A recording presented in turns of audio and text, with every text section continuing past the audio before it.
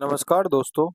उम्मीद करता हूँ आप सभी लोग एकदम स्वस्थ होंगे और साथ ही बहुत अच्छे से अपनी पढ़ाई भी कर रहे हैं।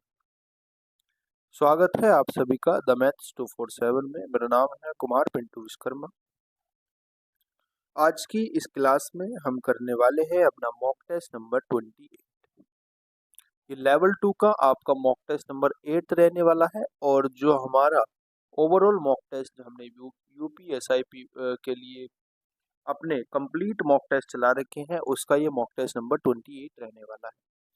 आप सभी लोग जानते हैं 20 मॉक टेस्ट हमने यूपीएसआई के पीवाईक्यू बेस्ड करे हैं और अभी ये जो हम लेवल 2 के मॉक टेस्ट कर रहे हैं ये थोड़े से अप लेवल के कर रहे हैं, जिससे हमारे कुछ अच्छे जो एग्जाम्स में आए हुए क्वेश्चंस हैं वो अच्छे तरीके से तैयार हो जाए, जिससे आपको मेन एग्जाम में कोई परेशानी ना पड़े। क्योंकि जहाँ तक मेरा मानना है, आप लोग भी देख रहे होंगे अपने आसपास, आप लोग लाइब्रेरी में जाते होंगे, मैक्सिमम लोग इस टाइम यूपीएसआई की तैयारी में चल रहे हैं। यूपीएसआई की तैयारी में वो लोग भी चल रहे हैं जिन्होंने सीजीएल दिया था और जिनका सीजीएल नहीं। यूपीएसआई की तैयारी में वो लोग भी चल रहे हैं जिन्होंने आईबी के एग्जाम दिए थे लेकिन किसी कारणवश उनके आईबी के एग्जाम में नहीं हुआ। एनटीपीसी जो रेलवे के एग्जाम हुए थे उनमें उनका नहीं हुआ। मतलब मैक्सिमम लोग ऐसे हैं जिन्होंने बहुत अच्छे अच्छे एग्जाम भी दे रखे हैं और किसी कारणवश उनका नहीं हो पाता, तो आप समझ लीजिए कि वो यूपीएसआई का एग्जाम भी देंगे जो यूपी के रहने वाले हैं।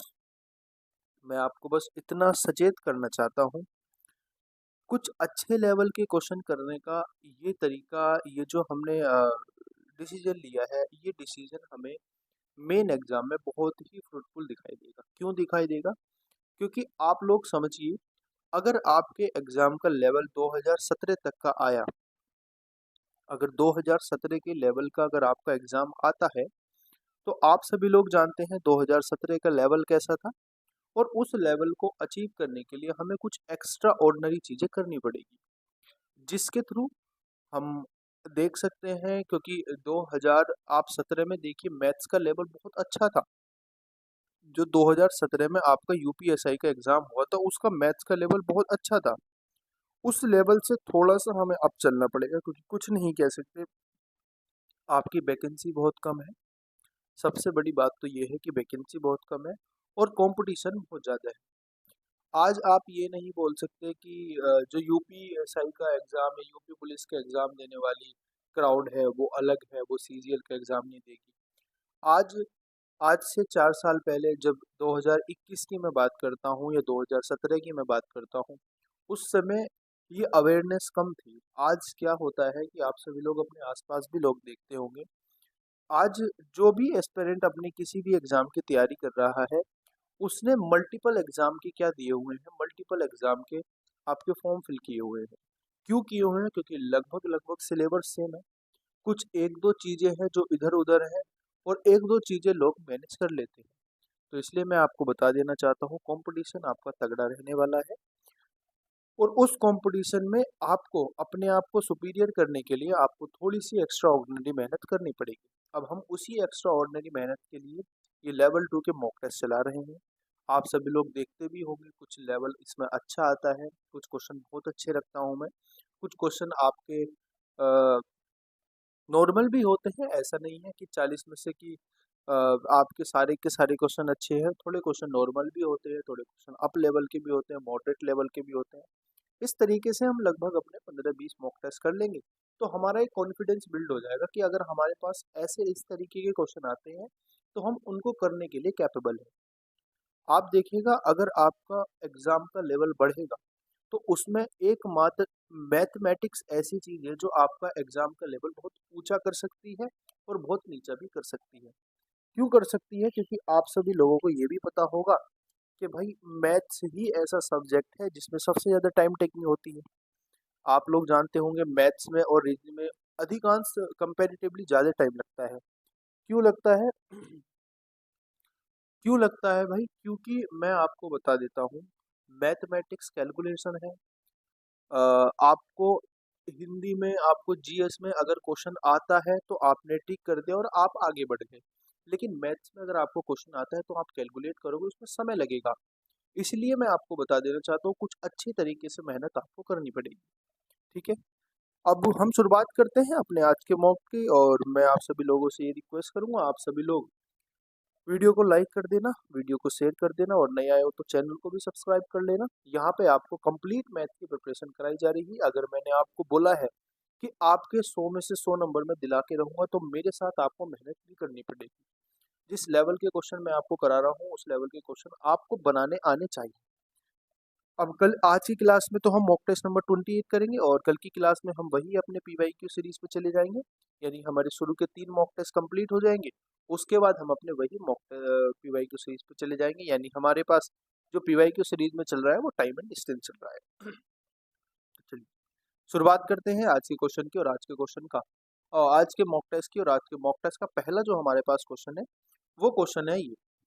और मैं आप सभी लोगों से माफ़ी चाहता हूँ, अगर आपको लगा हो कि हमारा टाइम थोड़ा सा वेस्ट हुआ है, तो आप वीडियो को स्किप कर सकते हैं और डायरेक्ट क्वेश्चन पे मूव कर सकते हैं। तो बात करते हैं क्वेश्चन नंबर 1 की। एक बार क्वेश्चन नंबर 1 पढ़िए, और पढ़ने के बाद आपको क्वेश्चन को सोल्व करने की कोशिश करिए। क्वेश्चन क्या दिया हुआ है दोस्तों? क्वेश्चन दिया हुआ है, यदि दी गई संख्या, जो हमें ये संख्या दी हुई है, 16 और 11 से पूर्णतः विभाजित है, विभाज्य है, तो हमें r और m का मान बताना है। देखो r इसमें कहाँ है, ये r है, और इसमें m एक नंबर दिया हुआ है ये। हमें इस r और m की संख्या बतानी, इन संख्या पे कौन सी डिजिट आएगी। तो आपको क्या करना है, आपको देखना है कि जो 16 से संख्या डिवाइड होगी उसका रूल क्या होता है, 11 से जो संख्या डिवाइड होती है उसका रूल क्या होता है। देखो, अगर कोई संख्या 2 से डिवाइड होती है, तो उसका हमें लास्ट का एक अंक देखना पड़ता है। क्या देखना पड़ता है? लास्ट का एक अंक देखना पड़ता है। अगर कोई संख्या 4 से डिवाइड होती है, तो हमें उसके लास्ट के 2 अंक देखने पड़ते हैं। लास्ट की 2 डिजिट अगर 4 से डिवाइड है, तो इसका मतलब क्या है, संख्या 4 से डिवाइड है। अगर कोई संख्या 8 से डिवाइड है, तो हमें उसका क्या देखना पड़ता है, लास्ट के 3 डिजिट। लास्ट के 3 डिजिट अगर वो संख्या के डिवाइड हो रहे हैं 8 से, तो वो कंप्लीटली संख्या 8 से डिवाइड हो जाएगी। अगर 16 की हम बात करते हैं, तो उसमें लास्ट के हमें 4 डिजिट देखने को मिलते हैं। अगर हमारे वो 4 डिजिट क्या हो रहे हैं, डिवाइड हो रहे हैं, तो इसका मतलब है कि पूरी की पूरी संख्या हमारी 16 से डिवाइड हो जाएगी। तो हम इसके 4 डिजिट ही बाद के उठाते हैं। देखो इसके बाद के 4 डिजिट क्या है, इसके 4 डिजिट है भैया 30 m और 6, 30 m और 6। अब मुझे आप बताएंगे, ये संख्या मुझे 16 से डिवाइड करनी है। आप मुझे बताएंगे यहाँ मैं m की जगह क्या रखता हूँ। अगर मैं यहाँ m की जगह 1 रखता हूँ, तो ये संख्या मेरी 16 से डिवाइड नहीं होगी। अगर मैं यहाँ पे 2 रखता हूँ, तब भी ये संख्या मेरी 16 से डिवाइड नहीं होगी। अगर मैं यहाँ पे 3 रखता हूँ, तो आप देखेंगे 16 कम 16 बचेगा आपके पास कितना, 14, और ये आपके पास तब भी ये संख्या आपकी 16 से डिवाइड नहीं होगी। अगर मैं आपके यहाँ पे रखता हूँ 4, तो 4 अगर मैं यहाँ पे रखता हूँ तो कितना हो जाएगा, 16 कम 16, और 16 नंबर 144, तब भी ये संख्या हमारी 4 से डिवाइड नहीं होगी। अगर मैं यहाँ पे 5 रखता हूँ, 5, देखो ध्यान देंगे, अगर मैं यहाँ पे 5 रखता हूँ m की जगह, तो ये संख्या मेरी 16 से डिवाइड हो जाएगी। कैसे? आप देखोगे ये संख्या बन जाएगी आपके पास 3, 5, 6। आप जब इसको 16 से डिवाइड करोगे, तो 16 कम 16 आ जाएगा, और बचेगा आपके पास 14, 14 हो जाएगा 145, 16 नंबर 144, और 16 कम 16, यानी 191 बार चली जाएगी। अब मैं ये बात कह सकता हूँ कि जो संख्या मेरे पास m है, m जो मेरे पास डिजिट है, उसका मान 5 है। अब 5 है तो ये आंसर नहीं हो सकता, और 5 है तो ये आंसर नहीं हो सकता, क्योंकि m की बात हो रही है, ये क्रम से ही बताना है आपको, r और m क्रम से ही बताना है। तो ये आंसर नहीं हो सकता और ये आंसर नहीं हो सकता। आंसर आपके पास 2 हो सकता है, और आंसर आपके पास C हो सकता है। अब आपको क्या करना है, अब आपको देखना है कि 11 से मल्टीपल, 11 से डिवाइड होने वाली संख्या कौन सी है। तो आपको ये संख्या लिख देनी है। क्या लिख देनी है दोस्तों? आपको ये संख्या लिख देनी है कि अब ये संख्या क्या बन जाएगी।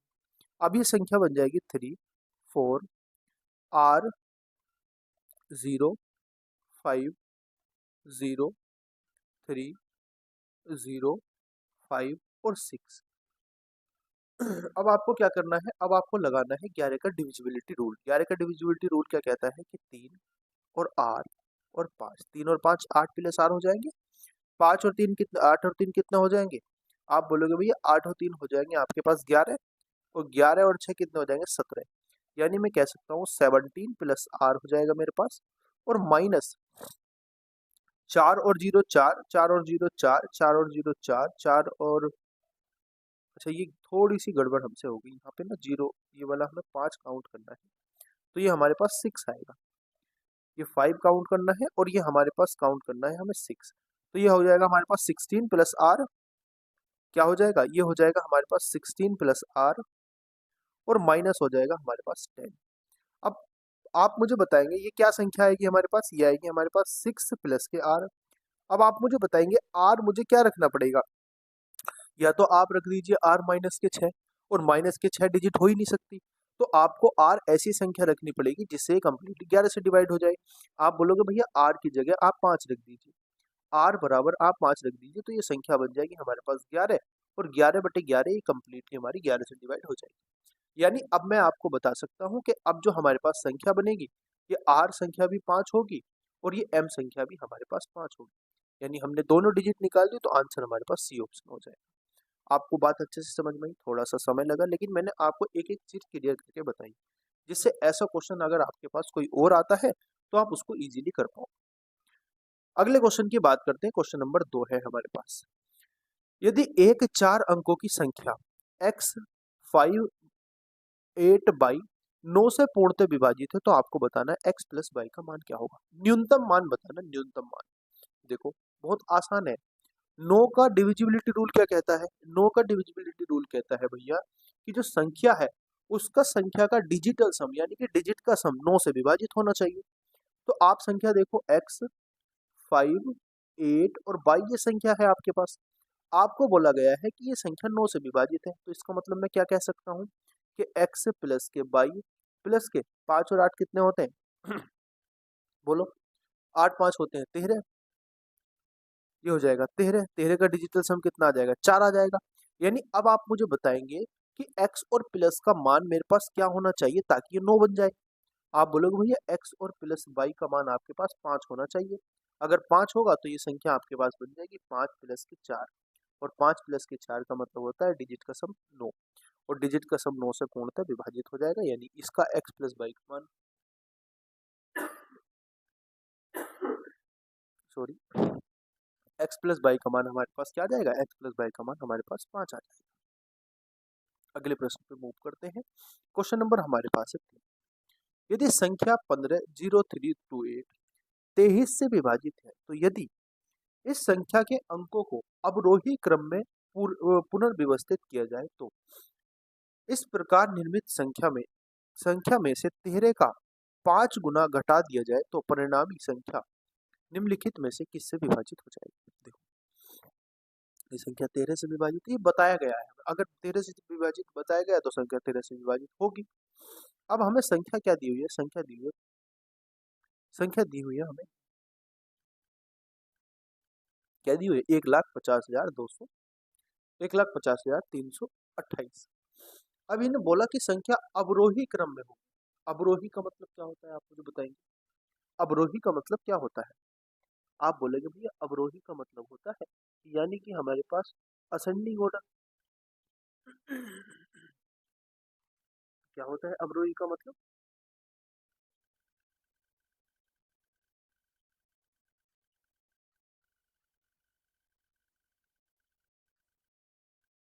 बोलेंगे अवरोही का मतलब क्या होता है, क्या आप लोग जानते हैं अवरोही का मतलब क्या होता है।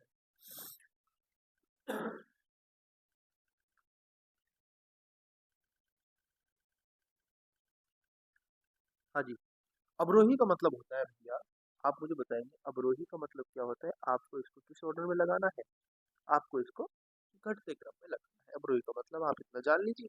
आरोही का मतलब होता है कि आपको बढ़ते क्रम में, और यानी कि असेंडिंग ऑर्डर में। और जब अवरोही का मतलब होता है, अवरोही का मतलब होता है डिसेंडिंग ऑर्डर में, आप सभी लोग जानते होंगे। तो आपको क्या करना है, आपको इस संख्या को डिसेंडिंग ऑर्डर में क्या करना है, लगाना है। अगर मैं इस संख्या को डिसेंडिंग ऑर्डर में लगा देता हूँ, तो इसका मतलब क्या हो जाएगा 8, उसके बाद आएगा 5, उसके बाद आएगा 3, उसके बाद आएगा 2, उसके बाद आएगा आपके पास 1, उसके बाद आएगा 0, यानी ये मेरी संख्या बन जाएगी। अब इन्होंने बोला है, माफी चाहूंगा दोस्तों, अब इन्होंने बोला है कि अगर पुनर्व्यवस्थित संख्या में पुनर्व्यवस्थित किया जाए तो इस प्रकार निर्मित संख्या में 13 का 5 गुना, 13 का 5 गुने का मतलब होता है 65। 65 अगर इसमें से माइनस कर दिया जाए तो जो दी गई संख्या ये बतानी है किससे विभाजित हो। ठीक है, आसान क्वेश्चन है। आप एक बात मुझे बताएंगे, 10 में से अगर 5 जाएंगे तो कितना बचेगा यूनिट डिजिट पे? यूनिट डिजिट पे 5 बचेगा। अब अगर यूनिट डिजिट पे 5 बच रहा है तो संख्या किस किस से विभाजित हो सकती है? आप बोलोगे 3 से भी हो जाएगी, 5 से भी हो जाएगी, 11 से भी हो जाएगी, क्योंकि 11 पंजे 55 भी होते हैं। 2 से विभाजित नहीं होगी, यानी कि 2 तो आंसर कट जाएगा। आप इसको सोल्व कर लीजिए। अब यहाँ पे आपको 10 बचेगा, ये 11 बचेगा, 11 में से 5 जाएंगे कितना बचेगा, 11 में से 6 जाएंगे कितना बचेगा? आप बोलोगे भैया 5 बचेगा, तो यहाँ पे आपके पास 5 आ जाएगा। समझ पा रहे हो बात को? 4 बचेगा ना, माफी चाहूंगा, 4 बचेगा, 10 में से 6 जाएंगे तो 10 में से 6 जाएंगे 4 बचेगा। फिर आपके पास बच जाएगा 1, फिर आपके पास बच जाएगा 3, फिर आपके पास बच जाएगा 5, फिर आपके पास बच जाएगा 8। अब आपके पास जो संख्या बनती है वो ये संख्या बच जाएगी। अब आपको बताना है ये संख्या किससे विभाजित होगी, तो आसान तरीका है, आप इसको बता सकते हो आसानी से। दो तरीके हैं इसको बताने के, या तो आप देखो 3 का डिजिट सम क्या कहता है कि संख्या का डिजिट का सम 3 से विभाजित होना चाहिए, तो आप लगा लीजिए। देखो ये 3 से अगर विभाजित है तो ये कटना चाहिए, 3 से विभाजित है तो 6, ये हो जाएगा आपके पास 1 और 1, 1 और 5 6, और अगर 3 से विभाजित तो 1 इसमें डालेंगे, ये 6 हो जाएगा, ये 3 बचेगा, 8 और 3 11, 11 का मतलब 2, तो ये 3 से विभाजित नहीं होगा, यानी ये संख्या हमारी 3 से विभाजित नहीं होगी। बात करते हैं 5 से। 5 से तो कम्प्लीटली विभाजित है, 5 से तो कम्प्लीटली विभाजित, कुछ देखना ही नहीं है। अब 11 से और मैं एक बार चेक कर लेता हूँ। इसने बोला कि परिणामी संख्या निम्नलिखित में किससे विभाजित होगी। अगर परिणामी संख्या किससे विभाजित होगी तो मतलब इसका मतलब तो 5 से विभाजित होगी, तो 5 ही आंसर होगा। दो संख्याओं से विभाजित तो नहीं हो सकती ना, एक ही संख्या से विभाजित होगी अगर आंसर में एक ही संख्या दी होगी तो। अगले क्वेश्चन की बात करता हूँ मैं। क्वेश्चन नंबर हमारे पास कौन सा है? क्वेश्चन नंबर हमारे पास है 4। हमें इसमें क्या बताना है? अच्छा, हमें इसमें आंसर बताना क्या होगा?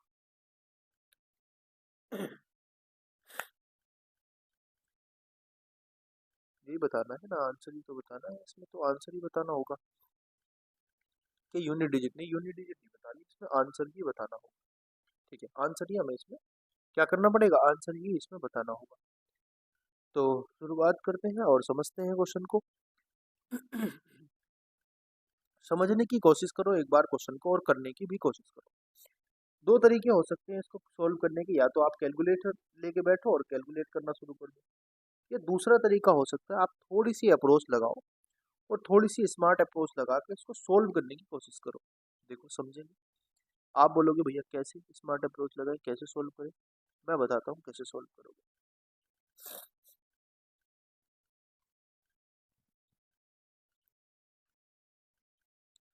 क्वेश्चन नंबर कौन सा है ये हमारे पास? क्वेश्चन नंबर ये हमारे पास है 4। स्मार्ट अप्रोच आप ऐसे लगा सकते हो, इसमें ऐसे सोल्व कर सकते हो दोस्तों कि आपको देखो समझते हैं कैसे। या तो आप यूनिट डिजिट से जा सकते हो, अगर यूनिट डिजिट से ना आप जाओ तो आप इसमें क्या लगाओ, आप इसको सोल्व ही करो, आप कोई दिक्कत वाली बात नहीं। देखो एक बार समझो, आप मुझे एक बात बताएंगे, यहाँ पे अगर मैं इसकी 2 से मल्टीप्लाई करता हूँ, ठीक है, यहाँ पे अगर मैं इसकी 2 से मल्टीप्लाई करता हूँ तो कितना आएगा मेरे पास? मैं सोच रहा हूँ कि इसको फॉर्मूले के फॉर्म में लिखा जाएगा कि नहीं लिखा जाएगा, नहीं लिखा जा सकता। तो आप इसको सोल्व भी कर लो, फिर आप क्या करोगे, आप किस 2 से मल्टीप्लाई करोगे कितना आएगा? आप बोलोगे 2 8, 8 दूनी 16 का 6 आएगा, और 2 एकम 2 और 1 3 आ जाएगा, और ये हो जाएगा 0 और ये हो जाएगा 2 माइनस। जब आप इसकी मल्टीप्लाई करोगे तो कितना आएगा? बोलो, अगर आप इसकी मल्टीप्लाई करते हो किसकी, 1019 की 1017 से मल्टीप्लाई करते हो तो कितना आएगा? आप समझोगे इस बात को? 1019 की मल्टीप्लाई अगर आप 1017 से करते हो तो कितना आएगा? आप बोलोगे भैया यहाँ पे जो संख्या बनेगी हमारे पास वो बनेगी 1036 और 323, ये संख्या बनेगी। प्लस फिर मैं अगर इसकी मल्टीप्लाई करता हूँ, अगर मैं अगर मैं 115 की मल्टीप्लाई 112 से करता हूँ तो कितना बनेगा हमारे पास? हमारे पास बनेगा 27,180। फिर माइनस हमें करना है, किससे मल्टीप्लाई करनी है, माइनस हमें करना है दोस्तों, माइनस हमें 116 की मल्टीप्लाई 111 से करनी है। तो जब इसकी मल्टीप्लाई करेंगे तो कितना बनेगा, ये बनेगा 102,7,176। ठीक है, अब आप इनको सोल्व कर लीजिए। आप इसको सोल्व करोगे तो आपके पास दो संख्याएं बनेंगी। क्या क्या बनेंगी, एक तो आपके पास बन जाएगा 1036324, और माइनस आपके पास बन जाएगा 1036 और 323। ये आपके पास दो संख्याएं बन जाएंगी। तो आप इसको सोल्व करोगे तो आपके पास आंसर जो निकल के आएगा वो निकल के आएगा 1। एक आंसर आपके पास आ जाएगा। आपको इसको कैलकुलेट ही करना पड़ेगा। ये सीपीओ 2022 में आया हुआ क्वेश्चन है जो मैंने आपको ये बताया है। चलो कोई बात नहीं, एक आध क्वेश्चन आप थोड़ा अच्छा भी देखने को मिल सकता है जहाँ पे आपको थोड़ी सी अपनी कैलकुलेटर में कैलकुलेशन में आपको चीज सुधारनी पड़ेगी। देखो बात करते हैं क्वेश्चन नंबर 5 की। एक परीक्षा में प्रत्येक सही उत्तर के लिए 5 अंक के दिए जाते हैं और प्रत्येक गलत उत्तर पर माइनस के 2 अंक ले लिए जाते हैं, मतलब उसके 2 अंक कट जाते हैं, माइनस मार्किंग 2। जय ने सभी प्रश्न के उत्तर दिए और माइनस के 12 अंक प्राप्त किए। हालांकि उसे 4 उत्तर नहीं मिले, मतलब उसके 4 उत्तर सही मिले उसे। हालांकि उसे 4 उत्तर सही मिले, उसके कितने उत्तर गलत हुए ये बताना है। ठीक है, अगर 4 उत्तर सही मिले होंगे, आप मुझे बताएंगे एक बात, यहाँ से ही समझेंगे क्वेश्चन को ना, यहाँ से ही समझेंगे, बस क्वेश्चन से ही समझेंगे। आप मुझे बताओ, अगर 4 उत्तर सही मिले होंगे तो उसके पास अंक कितने बन गए होंगे, आप बोलोगे 4 पंजे 20 अंक बन गए होंगे। अब अगर 20 अंक उसके पास बन गए होंगे दोस्तों, तो आप मुझे बताएंगे ये अंक मुझे माइनस के 12 बनाने हैं, तो मुझे इसमें क्या घटाना पड़ेगा। ये अंक मुझे माइनस के 12 बनाने हैं, तो मुझे इसमें, मान लीजिए मुझे इसमें x घटाना पड़ेगा, तब जाके मेरे पास 12 आएगा। तो आप यहाँ से x के मान निकाल सकते हो, x का मान निकालेंगे तो कितना आएगा, माइनस के 32 आएगा। अब x का मान माइनस के 32 कब बनेगा, आप बोलोगे माइनस के 32 यानी कि 2 अंक के लिए एक क्वेश्चन गलत होना चाहिए, तो कितने क्वेश्चन गलत होंगे उसके, 32 क्वेश्चन गलत हो जाएंगे। अगर 32 क्वेश्चन गलत हो जाएंगे तो उसके मतलब 16 क्वेश्चन गलत हो जाएंगे तो उसके माइनस के 12 अंक आएंगे। अगले प्रश्न पे मूव करते हैं। क्वेश्चन नंबर हमारे पास है 6 नंबर क्वेश्चन क्या कहना चाह रहा है, ध्यान से सुनिएगा। 48 और 64 का लघुत्तम समावर्तक यानी कि एलसीएम 12 और 18 के महत्तम समावर्तक का कितने गुना है ये बताना है। अच्छा क्वेश्चन है, आप समझेंगे एक बार को। ये 48 है और ये 64 है। आप इसका क्या निकालेंगे, एलसीएम निकालेंगे, और 12 और 18 का आप क्या निकालेंगे, एचसीएफ निकालेंगे। तो आप मुझे बताएंगे इसका एचसीएफ क्या हो जाएगा। इसका एचसीएफ तो आसान तरीके से निकल सकता है, आपके पास 6 आ जाएगा। इसका एलसीएम क्या हो जाएगा, आप बोलोगे भैया ये हो जाएगा 16 गुणा 3 और ये हो जाएगा 16 गुणा 4, 16 43, 16 चौका 64। और जब एलसीएम निकालना होता है तो 16 तो कॉमन आएगा, 3 और 4 का 12 आ जाएगा। यानी मैं कह सकता हूं, अब इसको बताना है हमें कि किसका कितने गुना है, किसका 6 का। तो आप इसको 6 से डिवाइड कर दो, 6 से डिवाइड करेंगे तो 16 दूनी 32 आएगा, 32 गुना है।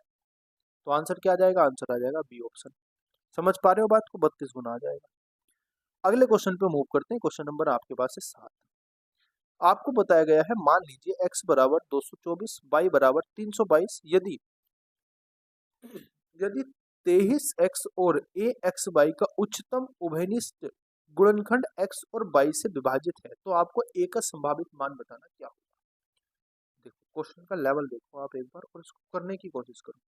आप मुझे बताएं क्वेश्चन कितना अच्छा है। आप अगर इस क्वेश्चन को कर पाते हो, इसका मतलब ये है कि आप बहुत अच्छी तैयारी में हो। इसका मतलब ये है कि आप बहुत अच्छी तैयारी में हो। क्वेश्चन नंबर ये आपके पास 7 है, और इस क्वेश्चन को आप करके मुझे बताएं क्या होगा इसका आंसर।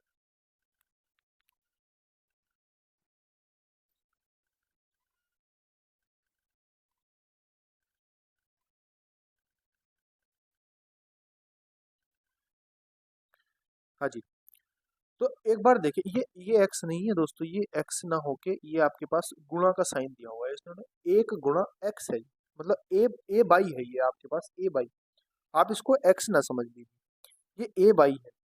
ठीक है दोस्तों, ये ए बाई है, ए गुणा बाई लिख सकते हैं ना हम, तो ए बाई है ये, आप इसको एक्स ना समझ लीजिए बस। ये एक्स समझोगे तो थोड़ी गड़बड़ी आपकी हो सकती है। ये आपके पास है ए बाई।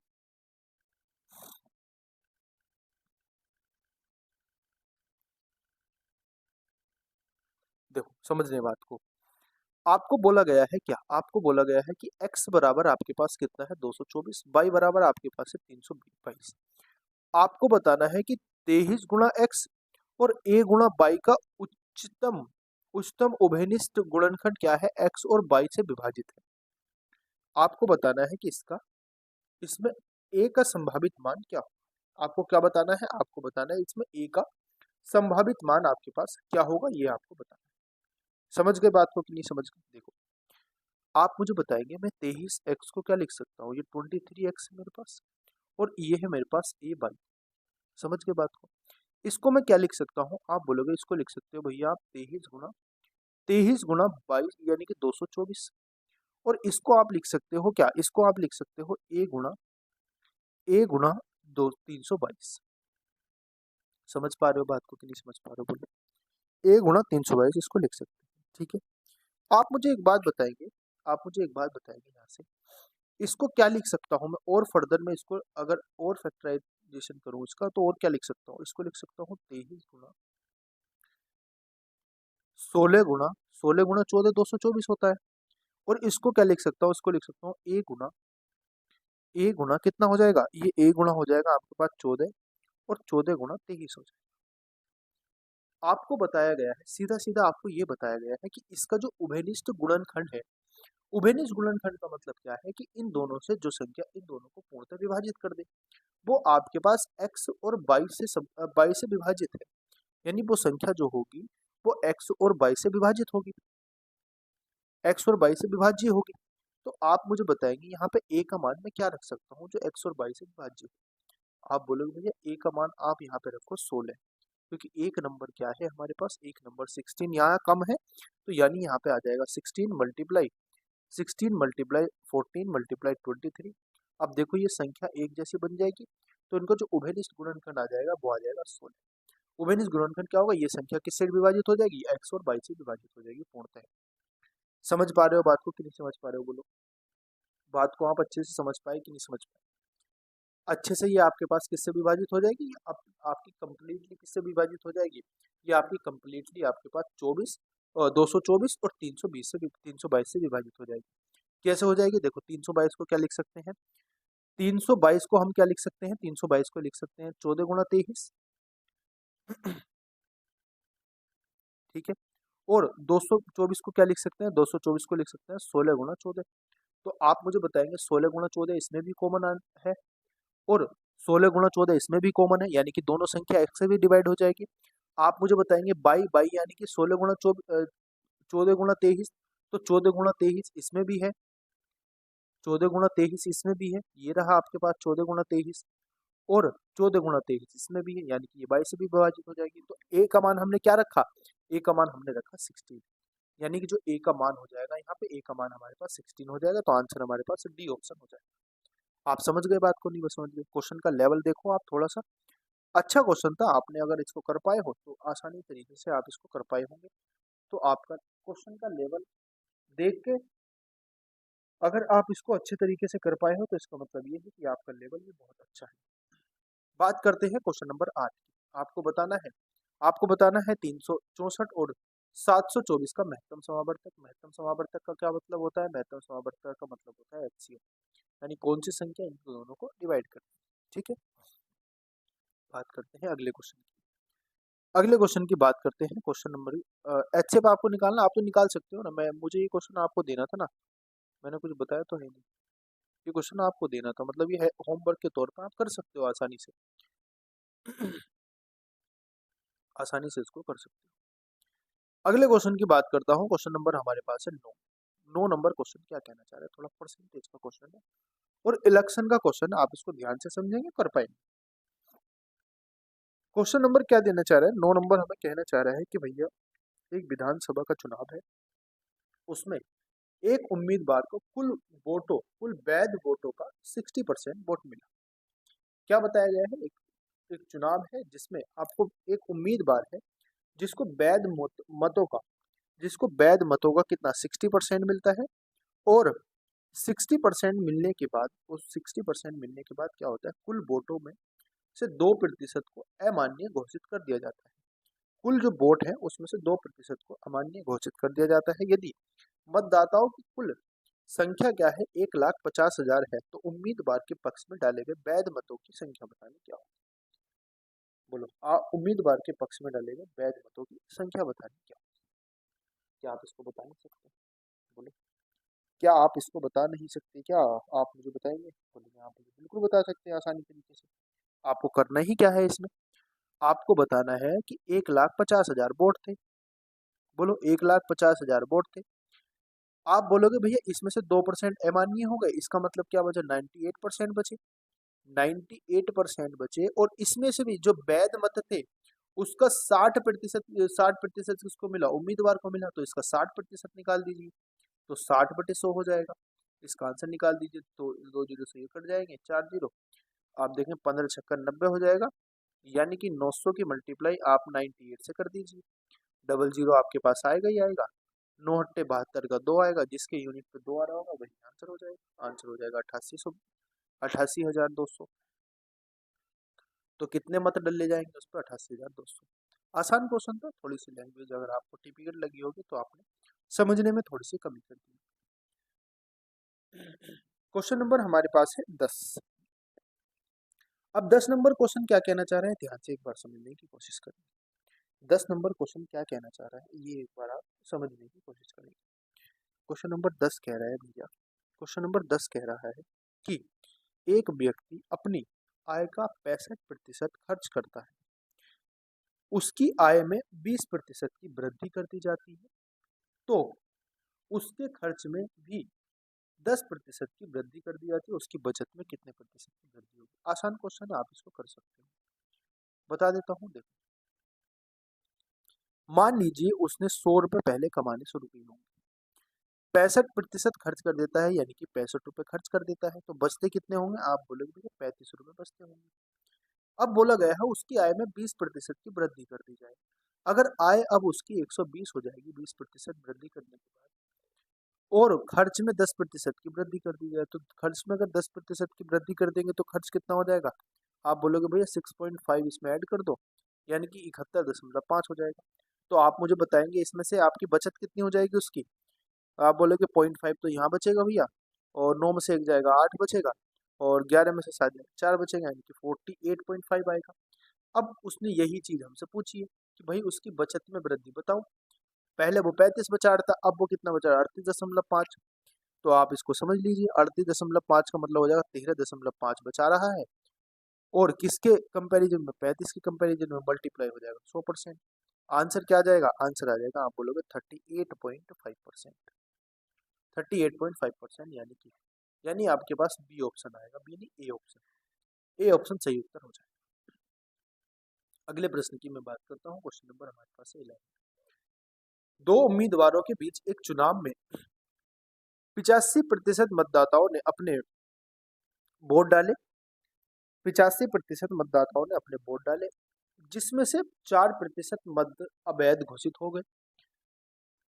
एक उम्मीदवार को 6,936 मत मिले, जो वैध मतों का 85% था। उस चुनाव में नामांकित मतों की कुल संख्या बतानी कितनी होगी? मैं इसको आपको सीरीज कॉन्सेप्ट बताऊंगा, बहुत आसान तरीके से बता के कोशिश करूंगा। देखो, आपको बताता हूं मैं कैसे आपको ये क्वेश्चन करना है। देखो, आप मुझे बताएंगे, मैं मान लेता हूं उसके पास जो वैध मत थे वो उसके पास बी थे, बी फॉर वोट। अब क्या बोला है उसने कि एक चुनाव में 85% मतदाताओं ने अपना वोट डाला। अब इसमें से 85% लोगों ने वोट डाला होगा। बात आ रही समझ में? जैसे जैसे मैं समझा रहा हूँ वैसे वैसे करते जाओ। 85% लोगों ने मत डाला होगा, यानी कि 15% ने मत नहीं डाला। अब उसमें से भी 4% मतदाता अवैध हो गए। अब इसका 100% का 4% अवैध होगा, यानी कि इसका 96/100% अच्छा बचा होगा, यानी कि सही होंगे ये वोट, वैध होंगे। अब इसमें भी बोला गया है कि एक उम्मीदवार को इतने मत मिले जो वैध मतों का 85% है, यानी अब ये वैध मत हो गए। अब इस वैध मतों का 85% क्या दे रखा है दोस्तों? इसका वैध मतों का 85% हमें दिया हुआ है 6,936 रुपए। 6,936 वोट। समझ पाए बात को कि नहीं समझ पाए? बस आपको यहाँ से बी की वैल्यू निकाल देनी है। बी की वैल्यू कैसे निकालेंगे देखो, 5 से कट जाएगा 17 बार, 5 से कट जाएगा 20 बार, 5 से कट जाएगा 17 बार, 5 से कट जाएगा 20 बार। आप इसको 17 से डिवाइड करके देखो, 17 चौका 68 होते हैं, ठीक है। 17 अट्ठे 136 होते हैं, समझ गए। 17 से यहाँ काट के देखो, 17 दूनी 34 होते हैं और 17 चौका 68 होते हैं, ठीक है। अब आप इसको डिवाइड करके देखो, 24 दिया कितने होते हैं, 24 चौक 96 होते हैं और 4 से इसको काट कर देखो 25 बार कट जाएगा। यानी हमारे पास बी का जो आंसर आएगा वो कितना आएगा? आप बोलोगे 20 20 400, 400 मतलब 25 चौका 100, तो इसके बाद आंसर आएगा आपके पास 10,000। आपके पास आंसर कितना आएगा? 10,000, यानी कि जो टोटल वोट थे वो कितने थे? वो थे 10,000। तो डी ऑप्शन सही उत्तर हो जाएगा। अगले प्रश्न की मैं बात करता हूँ। क्वेश्चन नंबर हमारे पास है 12, 12 नंबर क्वेश्चन क्या कहना चाह रहा है, ध्यान से सुनिए।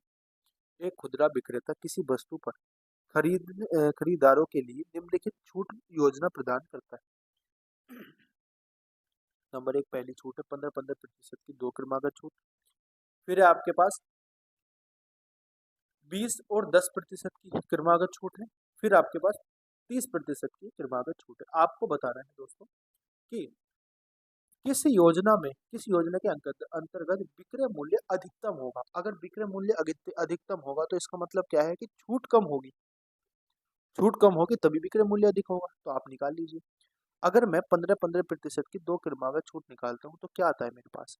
देखो, 15 माइनस के 15 और प्लस कितना हो जाएगा? प्लस हो जाएगा भैया कितना, 15 15 225, यानी कि 2.25। तो कितना आएगा? आप बोलोगे भैया ये आपके पास आएगा 27.75। कितना आएगा? ये आएगा आपके पास 27.75। समझ गए बात को? यहाँ से अगर मुझे छूट निकालनी तो कितना आएगा? माइनस के 20 हो जाएगा, माइनस के 10 हो जाएगा और प्लस के हो जाएगा 30, यानी कि 3 हो जाएगा। तो यहाँ से कितना निकल के आएगा? यहाँ से निकल के आएगा 27%। समझ गए बात को? नहीं, 27 नहीं, 28 आएगा। तो ये 2 आएगा ना, माफी चाहूंगा, ये 2 आएगा। 20 20 गुणा 10 हो जाएगा आपके पास कितना? 20 गुणा 10 हो जाएगा आपके पास 30, सॉरी 200। तो ये आपके पास 28% निकल के आएगा। 2% कम हो जाएगा, यानी कि 28% आएगा। यहाँ से आपको डायरेक्ट दिया हुआ है माइनस के 30%। 30% दिया हुआ, आप मुझे बताएंगे कि किसमें सबसे कम छूट मिल रही है। आप बोलोगे पहले वाले में सबसे कम छूट मिल रही है। और अगर पहले वाले में सबसे कम छूट मिल रही है तो इसका मतलब क्या होगा? इसका मतलब होगा कि पहले वाले का विक्रय मूल्य सबसे अधिक होगा। समझ में आ गई बात? के लिए आगे बोलो। ये आपने कैसे किया भैया? ये मैंने किया सक्सेसिव से। कैसे? एक्स प्लस के वाई प्लस के एक्स वाई अपॉन 100। ये सक्सेसिव का फॉर्मूला होता है। जब किसी एक ही वस्तु पर 2 क्रमागत छूट लगी जाती है, 2 क्रमागत लाभ होते हैं, 2 क्रमागत हानि होती है, 2 क्रमागत प्रॉफिट होता है, तो आपको क्या निकालना होता है? वहां पे सक्सेसिव लगा देना होता है। ये आपके पास सक्सेसिव का फॉर्मूला है, ठीक है। ये आपके पास सक्सेसिव का फॉर्मूला है। अगले क्वेश्चन की मैं बात करता हूँ, क्वेश्चन नंबर 13। एक दुकानदार एक वस्तु का विक्रय मूल्य 15% बढ़ा देता है। विक्रय मूल्य बढ़ाने के बाद उन्होंने देखा कि लाभ प्रतिशत 5% से बदलकर 15% हो गया। लागत मूल्य में प्रतिशत वृद्धि बतानी क्या हो? ये क्वेश्चन बहुत अच्छा है। आप अगर इस क्वेश्चन को कर पाते हो तो इसका मतलब ये है कि आपके पास अगर कोई भी क्वेश्चन प्रॉफिट एंड लॉस का आपके पास आ जाता है तो ऐसा कोई क्वेश्चन नहीं होगा जो आपसे ना बने, अगर आप इस क्वेश्चन को अच्छे से कर पाते हो तो। अगर आप इस क्वेश्चन को अच्छे से कर पाते हो तो आपके पास मैं ये दावा कर सकता हूँ कि आपके पास ऐसा कोई सा क्वेश्चन नहीं होएगा जो आप ना कर पाओ, ठीक है। क्वेश्चन नंबर 13 ये हमारे पास है। आप मुझे बताएंगे, देखो मैं आपको बहुत ही बेसिक तरीके से इसको समझा के चलूंगा, आपको समझना है, बस ध्यान से समझना है। क्वेश्चन क्या दिया हुआ है, एक बार क्वेश्चन को पढ़ो। क्वेश्चन दिया हुआ है, एक एक दुकानदार एक वस्तु का विक्रय मूल्य 15% बढ़ा देता है, ठीक है। 15% क्या कर देता है? विक्रय मूल्य बढ़ा देता है। विक्रय मूल्य बढ़ने के बाद उन्हें देखा कि लाभ प्रतिशत 15% से बढ़ के 5% से बढ़कर 15% हो गया है। लागत मूल्य बताना कितना। ठीक है, समझिए बात को। देखो समझेंगे एक बार बात कैसे। आप मुझे बताएंगे, मैं अगर CP1 यानी कि क्रय मूल्य 1 और SP1 यानी कि सेलिंग प्राइस 1 और सेलिंग प्राइस 2 की अगर मैं बात करता हूँ तो कैसे होती है, देखो ध्यान से सुनिए। मैं मान लेता हूँ CP मेरे पास क्या था, पहले मेरे पास 100 रुपए था। बता जी समझ। अगर पहले केस में 5% का लाभ हो रहा है तो इसका मतलब पहले केस में जो इसके पास प्रॉफिट हो जाएगा वो कितना हो जाएगा, 5 रुपये, और इसका सेलिंग प्राइस कितना हो जाएगा। आप बोलोगे सेलिंग प्राइस हो जाएगा भैया 105। समझ गए बात को कि नहीं समझ गए। अब इसने बोला कि दूसरे केस में बदलकर कितना हो जाता है, 15% हो जाता है। यानी यहाँ से अगर मैं इसका अंतर निकालता हूँ, 15% प्लस करता हूँ तो मेरे पास कितना आएगा। आप बोलोगे भैया मेरे पास आएगा 120.75। ये आएगा। जब आप इसको कैलकुलेट करोगे, देखो 105 को जब आप 115% इसका निकालोगे तो कितना आएगा। आप बोलोगे भैया यहाँ पे अगर मैं इसको कैलकुलेट करता हूँ तो मेरे पास जो निकल के आता है वो निकल के आता है भैया 120.75 निकल के आता है। कितना निकल के आता है, 120.75 आपके पास निकल के आता है। ठीक है, ये आप कैलकुलेट करोगे तो 120.75 आएगा। ओके, अब मैं बात करता हूँ अगले क्वेश्चन मतलब अगले पॉइंट की। कैसे, देखो समझो। यहाँ पे आप मुझे बताओ कितने प्रतिशत का प्रॉफिट था, यहाँ पे कितने प्रतिशत का प्रॉफिट था। आप बोलोगे भैया यहाँ जो प्रॉफिट था हमारे पास ये 5% का प्रॉफिट था। यानी कि मैं लिख सकता हूँ P बराबर है मेरे पास 5%। समझ में आ गई बात। अब आप मुझे बताओ यहाँ पे जब मैं SP को बढ़ाता हूँ, SP बढ़ने के बाद इसके पास कितने परसेंट का प्रॉफिट होगा। यहाँ पे इसका प्रॉफिट हो जाएगा भैया 15%। ये बात आपको समझ में आ गई। अब जो न्यू CP आएगा मेरे पास वो कितना आएगा। आप देखो न्यू SP जो है मेरे पास CP आएगा। अगर मैं न्यू CP की बात करता हूँ यानी कि सेलिंग प्राइस की बात करता हूँ तो वो मेरे पास कितना आएगा ये बताना है। आप मुझे बताएंगे प्रॉफिट कितना था। प्रॉफिट 15% का, और संख्या कितनी हो रही थी, 120.5 हो रही थी। किसके कंपैरिजन में हो रही थी, आप बोलोगे भैया 115 के कंपैरिजन में हो रही थी। और मल्टीप्लाई क्या हो जाएगा 100%। यहाँ पे आपको जो नंबर मिलेगा वो मिलेगा 105, वही नंबर मिलेगा जो हमारे पास था। इतनी बात आपको समझ। आप मुझे बताएंगे इसके जो क्रय मूल्य में वृद्धि थी वो कितनी थी। आप बोलोगे भैया वृद्धि यहाँ पे थी 15, यहाँ पे थी 10, और यहाँ पे हो जाएगी आपकी 105 हो जाएगी। तो इसका मतलब क्या था, 105 माइनस के 100 और बटे हो जाएगा 100। इसका मतलब क्या हो जाएगा, और मल्टीप्लाई हो जाएगा 100। इसका मतलब क्या हो जाएगा, इसका मतलब हो जाएगा आपके पास 5%। यानी कि जो लागत मूल्य की आपकी वृद्धि हुई है वो 5% हुई है। तो डी आपके पास सही उत्तर आ जाएगा। क्वेश्चन में कुछ नहीं था, क्वेश्चन में बस लैंग्वेज का नहीं। अगर आपने लैंग्वेज समझ ली होगी तो आप क्वेश्चन को आसानी से कर पाएंगे। अगले क्वेश्चन पे मूव करते हैं। क्वेश्चन नंबर हमारे पास है 14। क्वेश्चन नंबर कौन सा है दोस्तों, क्वेश्चन नंबर है 14, यानी कि 14 नंबर का क्वेश्चन हमारे पास क्या कहना चाह रहा है। किसी वस्तु के अंकित मूल्य 1250 पर 5% की, 15% की और 20% की क्रमागत छूट दी जाए तो सभी छूटों के बाद विक्रय मूल्य कितना हो जाएगा रुपए में। ठीक है, तो आसान क्वेश्चन आया तो आप सीरीज मेथड से कर दो या आप वैसे करके देखिए। सीरीज से कर सकते हो, कोई दिक्कत नहीं है। मैं आपको एक भूमिका बना के दे देता हूँ। 1200, इस पे 5% की छूट देनी है यानी कि 95/100 हो जाएगा। फिर इसको 5% की छूट देनी है 15% की यानी कि 85/100 हो जाएगा। फिर इसकी मल्टीप्लाई हमें कितने कर देनी है, 80/100 से कर देनी है। अब जो भी इसका आंसर आएगा वो आपको कमेंट सेक्शन में बताना है। ठीक है, इस तरीके से होगा। आप इसको कैलकुलेट कर लो, आंसर आ जाएगा। या तो आप यहाँ पे यूनिट डिजिट लगा दो या आपके डिजिटल सम लगा दो, कोई दिक्कत वाली बात नहीं। अगले क्वेश्चन की बात करते हैं 15 नंबर की। किसी वस्तु के अंकित मूल्य पर 35% की छूट के बाद विक्रय मूल्य विक्रय मूल्य तथा 20% और 15% की दो क्रमागत छूट के बाद विक्रय मूल्य का योगफल कितना हो जाएगा। कितना हो जाएगा, 1995 हो जाएगा। वस्तु का अंकित मूल्य बताना क्या होगा। क्या आप क्वेश्चन को समझ पाए। इसने बोला कि वस्तु का अंकित मूल्य क्या है, 35% की छूट के बाद विक्रय मूल्य, और 10% और 15% की छूट के बाद विक्रय मूल्य का योग कितना हो जाएगा। आप बोलोगे 99 हो जाएगा 1995। आपको बताना अंकित मूल्य। देखो मैं मान लेता हूँ अंकित मूल्य मेरे पास कितना था, अंकित मूल्य हमारे पास था 100। बात आ गई समझ में? इसमें अगर मैं आपको 35% की छूट देता हूँ तो जो मेरे पास विक्रय मूल्य आ जाएगा वो आ जाएगा 65। ये आपके पास एमपी था, ये आपके पास आ जाएगा एसपी। समझ पाए बात को कि नहीं समझ पाए?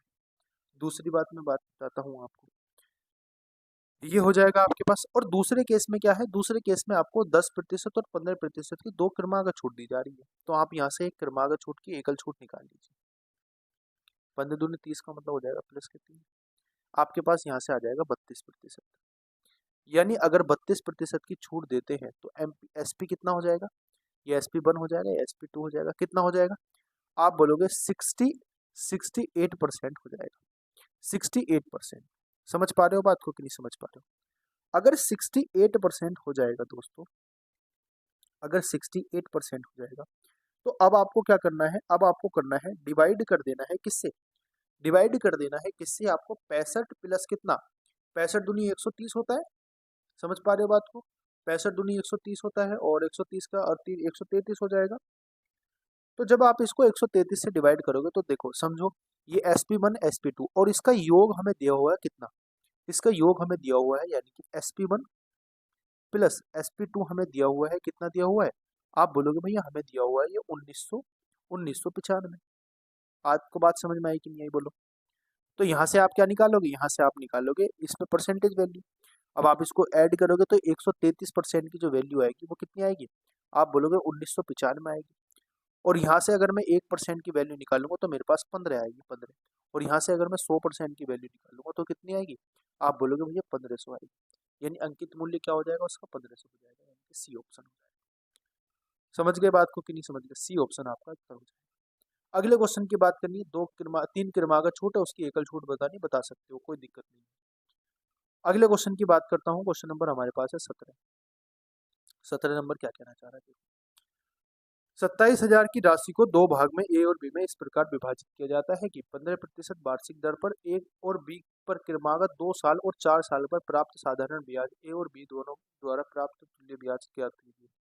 इन्होंने बताया है कि 27,000, इन्होंने बताया कि 27,000 रुपए की राशि है हमारे पास, और उसमें हम ए को कुछ रुपए दे रहे हैं और बी को दे रहे हैं। मैं मान लेता हूँ ए को x रुपए देते हैं और बी को कितना होता है, 27,000 माइनस x रुपए देते होंगे। समझ पा रहे हो? अब दोनों भाग में बांटा, इन्होंने बोला कि 15% का ब्याज दर दे रहे हैं। मैं मान लेता हूँ पहले वाले पे 15% का ब्याज दर लग रहा होगा, पहले वाले पे 15% का ब्याज दर लग रहा होगा। 15/100 कितने साल के लिए, ए को क्रमागत 2 साल के लिए, यानी कि इसको 2 साल के लिए दे रहे हैं। और ये बराबर हो जाएगा किसके, ये बराबर हो जाएगा 27,000 माइनस के एक्स पर 15% का ब्याज लगने पर 4 साल के बराबर हो जाएगा। आप बोलोगे आसान है, 100 से 100 कट जाएगा, 2 से ये 2 बार कट जाएगा, ये कट जाएगा आपके पास, ये हो जाएगा आपके पास x इज इक्वल टू 27 दूनी 54 हो जाएगा और माइनस के 2x हो जाएगा। तो यहाँ से x का मान निकल के आ जाएगा, x का मान निकल के आ जाएगा आपके पास कितना, x का मान निकल गया है 3 18 54 यानी कि 18,000। आपको बोला गया है कि ए और बी के द्वारा प्राप्त ब्याज बताना कितना होगा, कुल ब्याज कितना होगा। तो आप यहाँ पे ए की वैल्यू रख दीजिए और बी की वैल्यू रख दीजिए, सॉरी हाँ ठीक है। यहाँ पे एक्स मान रखेंगे तो पहले निकालेंगे इस पे एक ए वाली वैल्यू का, ए वाले का निकालेंगे तो 18,000 मल्टीप्लाई आपके पास 15 गुणा 2/100 आ जाएगा, 15 दूनी 30 18 54 यानी कि 5,400 आएगा। दूसरी वैल्यू निकालते हैं, 18 इसमें से माइनस करते कितना बचेगा, 9,000 बचेगा। और 9,000 पे 15% का 4 साल के लिए निकालते हैं, 15 चौका 60 और 6 नम 54 आ जाएगा, यहाँ भी 5400 आ जाएगा। अब ये 5400 प्लस हो गया, ये 5400 हो गया, तो कितना हो गया, ये और ये प्लस कर दीजिए आप, तो कितना हो जाएगा, आप बोलोगे भैया ये हो जाएगा ए प्लस बी का ब्याज, आपके पास आ जाएगा, इनका ब्याज आ जाएगा 10,800। कितना हो जाएगा, 10,800, यानी कि डी ऑप्शन।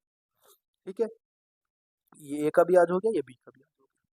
अगले क्वेश्चन की बात करता हूँ, क्वेश्चन नंबर हमारे पास है 18। 18 नंबर क्वेश्चन क्या कहना चाह रहा है, ध्यान से सुनिए। यदि साधारण ब्याज की वार्षिक दर 11% से बढ़कर 17 सही 1/5 यानी कि 17.5% हो जाती है, तो एक व्यक्ति 2 वर्ष की वार्षिक आय 1071 तक बढ़ जाती है। उस राशि पर 5% के लिए 10% का साधारण ब्याज बताना क्या है। क्वेश्चन आसान है, समझने वाली बात है बस।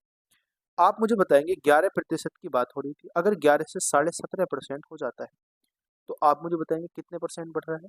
आप बोलोगे भैया 6.5% बढ़ रहा है।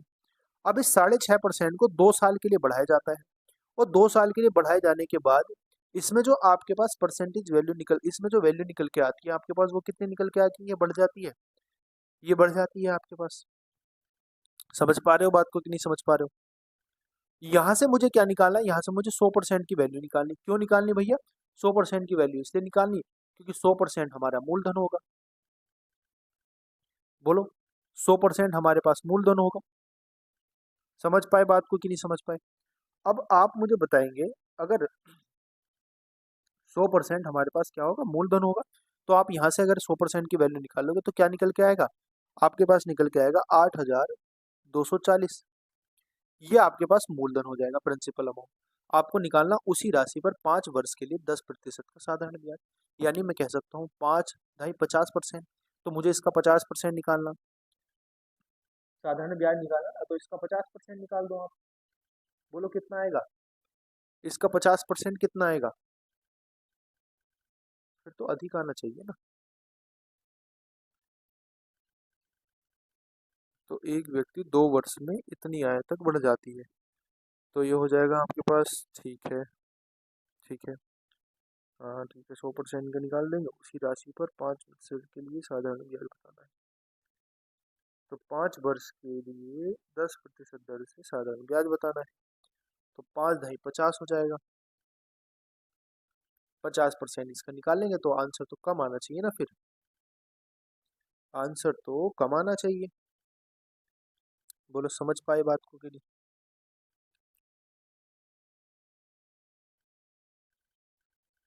अच्छा अच्छा अच्छा अच्छा अच्छा, माफी चाहूंगा दोस्तों, हमसे एक गलती हुई है यहाँ पे। क्या गलती हुई है मैं बताता हूँ। देखो, इन्होंने बोला कि वार्षिक आय बढ़ती है इसकी, वार्षिक यानी कि एक साल में बढ़ती है इतनी। तो अगर एक साल में बढ़ेगी तो एक साल में 6.5% बढ़ेगा, यानी ये जो हमने 2 से मल्टीप्लाई करी इधर, ये हमने गलत कर दी। यानी मैं कह सकता हूँ 6 पॉइंट, ये 6.5% की वैल्यू है इतनी, क्योंकि एक साल में इतनी बढ़ रही है और एक साल में परसेंटेज भी इतनी बढ़ रही है। यानी ये जो मेरे पास मान आ जाएगा, ये किसका मान आ जाएगा, ये मेरे पास मान आ जाएगा 6.5% का। और 6.5% का मान निकालने के लिए ये मेरे पास जो वैल्यू आ जाएगी, ये जो वैल्यू आपके पास निकल के आएगी वो कितनी निकल के आएगी, ये निकल के आएगी आपके पास 16,480। अब इसका मुझे निकालना है 50%, क्योंकि 5 साल के लिए 10% निकालना है, यानी कि 50% निकालना है। 50% निकालना है, ये ऐसा ही हो जाएगा मेरे पास। 50% निकालना किसका, 16,480 का। और 16,480 का 50% निकालोगे तो 8,240 है। माफी चाहूंगा, वो थोड़ी सी कैलकुलेशन हमसे मिस्टेक हो गई थी, यानी कि डी ऑप्शन से उत्तर हो जाएगा। अगले क्वेश्चन पे मूव करते हैं। क्वेश्चन नंबर हमारे पास है 19। यदि यदि 7,500 की राशि चक्रवृद्धि ब्याज पर 8% प्रति वर्ष की दर से 1.5 ईयर के लिए निवेश की जाती है, जबकि अर्धवार्षिक रूप से संयोजित है, तो मिश्र धन बताना कितना होगा। आप मुझे बताएंगे अगर 8% हमारे पास है, ये वार्षिक है, ये पर एनम है, मुझे अर्धवार्षिक निकालना, तो अर्धवार्षिक कितना हो जाएगा, आप बोलोगे 4% हो जाएगा हाफ अर्ली। ठीक है, 4% हो जाएगा। अब हाफ अर्ली की बात हो रही है तो 1.5 साल में कितने हाफ अर्ली होंगे, आप बोलोगे 3 होंगे।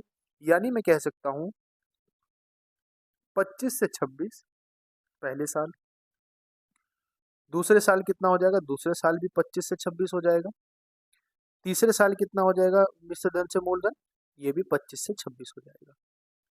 समझ पा रहे हो बात को। आप मुझे बताएंगे 26 का घन कितना होता है, आप बोलेंगे भैया 26 का स्क्वायर होता है 676, 26 का घन हो जाएगा आपके पास 17,576। आपको इतना तो याद होगा, मैंने आपको बताया था, मैंने आपको लिखा हुआ भी, आ, मैंने आपको टेलीग्राम पे भी भेजे थे ये घन वगैरह। अगर आप टेलीग्राम से नहीं जुड़े हो तो टेलीग्राम से जुड़ जाना, @maths247 हमारे टेलीग्राम चैनल का नाम। ओके, अब मैं 25 का घन निकालता हूँ। 25 का घन आपको पता होगा 15,625 होता है। भाई 25 का घन तो आपको पता होगा ना, 15,625 होता है, ये 15,625 हो जाएगा। अब आप मुझे बताएंगे ये मूलधन होता है और ये मिश्र धन होता है, तो मूलधन हमें कितना दिया हुआ है? आप बोलोगे भाई मूलधन हमें दिया हुआ है आराम से, कितना दिया हुआ है? 7500, यानी कि इसका मान कितना हो जाएगा? 7500 हो जाएगा। तो आप क्या करोगे, आप 7500 से इसको डिवाइड कर दो, 7500 को 15,625 से डिवाइड कर दो, और डिवाइड करने के बाद जब आपके पास इसकी ये कितने गुना हो जाएगा? इसका हो जाएगा 0.48 मल्टीप्लाई हो जाएगा, मतलब इतने गुना हो जाएगा। अब क्या करोगे आप, ये भी इतना ही गुना कर दो, कितना करोगे? 0.48। अब जब 0.48 की मल्टीप्लाई आप इससे करोगे, जब 0.48 की मल्टीप्लाई 17,576 से करोगे, तो जो आंसर निकल के आएगा ना दोस्त, वो आंसर निकल के आएगा आपके पास 8,436.48, ये आंसर आएगा। 4,000, ये आपके पास उत्तर आ जाएगा, यानी कि 8,436, ये आपके पास उत्तर आ जाएगा। आपको वही पूछा ना मिश्र धन कितना होगा, तो मिश्र धन ये होगा, ये प्रिंसिपल अमाउंट होती है और ये आपके पास अमाउंट होती है मिश्र धन। अगले प्रश्न पे मूव करते हैं। क्वेश्चन नंबर आपके पास है 20 नंबर। एक व्यक्ति ने बैंक में 10% प्रति वर्ष की दर से 50,000 लिए, जिसका ब्याज चक्रवृद्धि रूप से वार्षिक रूप से चक्रवृद्धि होता है। प्रत्येक वर्ष के अंत में वह ऋण और ब्याज के आंशिक भुगतान के रूप में 15,000 का भुगतान कर देता है। ऐसे 3 किस्तों के बाद उसे बैंक में कितनी धनराशि का भुगतान करना बाकी है, ये बताना, मतलब कि तीसरी किस्त बतानी है क्या होगा। अच्छा क्वेश्चन है आपका, इंस्टॉलमेंट का क्वेश्चन है, आप करके बताना इंस्टॉलमेंट का क्वेश्चन, ये आपका किस तरीके से हो पाएगा। ठीक है, क्वेश्चन नंबर आपके पास 20 है और हम इस क्वेश्चन नंबर 20 को करने की कोशिश करते हैं। देखो ध्यान से समझिए, आप एक बार ध्यान से समझना, किस्त की मैं बात करता हूँ, किस्त की आपको बहुत बेसिक से बताऊंगा, बहुत ही बेसिक से आपको मैं बता के चलूँ कैसे। एक बात आप मुझे यहाँ पे बताएंगे, देखो 10% का ब्याज लग रहा है हर साल, अगर 10% का ब्याज हर साल लग रहा है, तो एक सेकंड,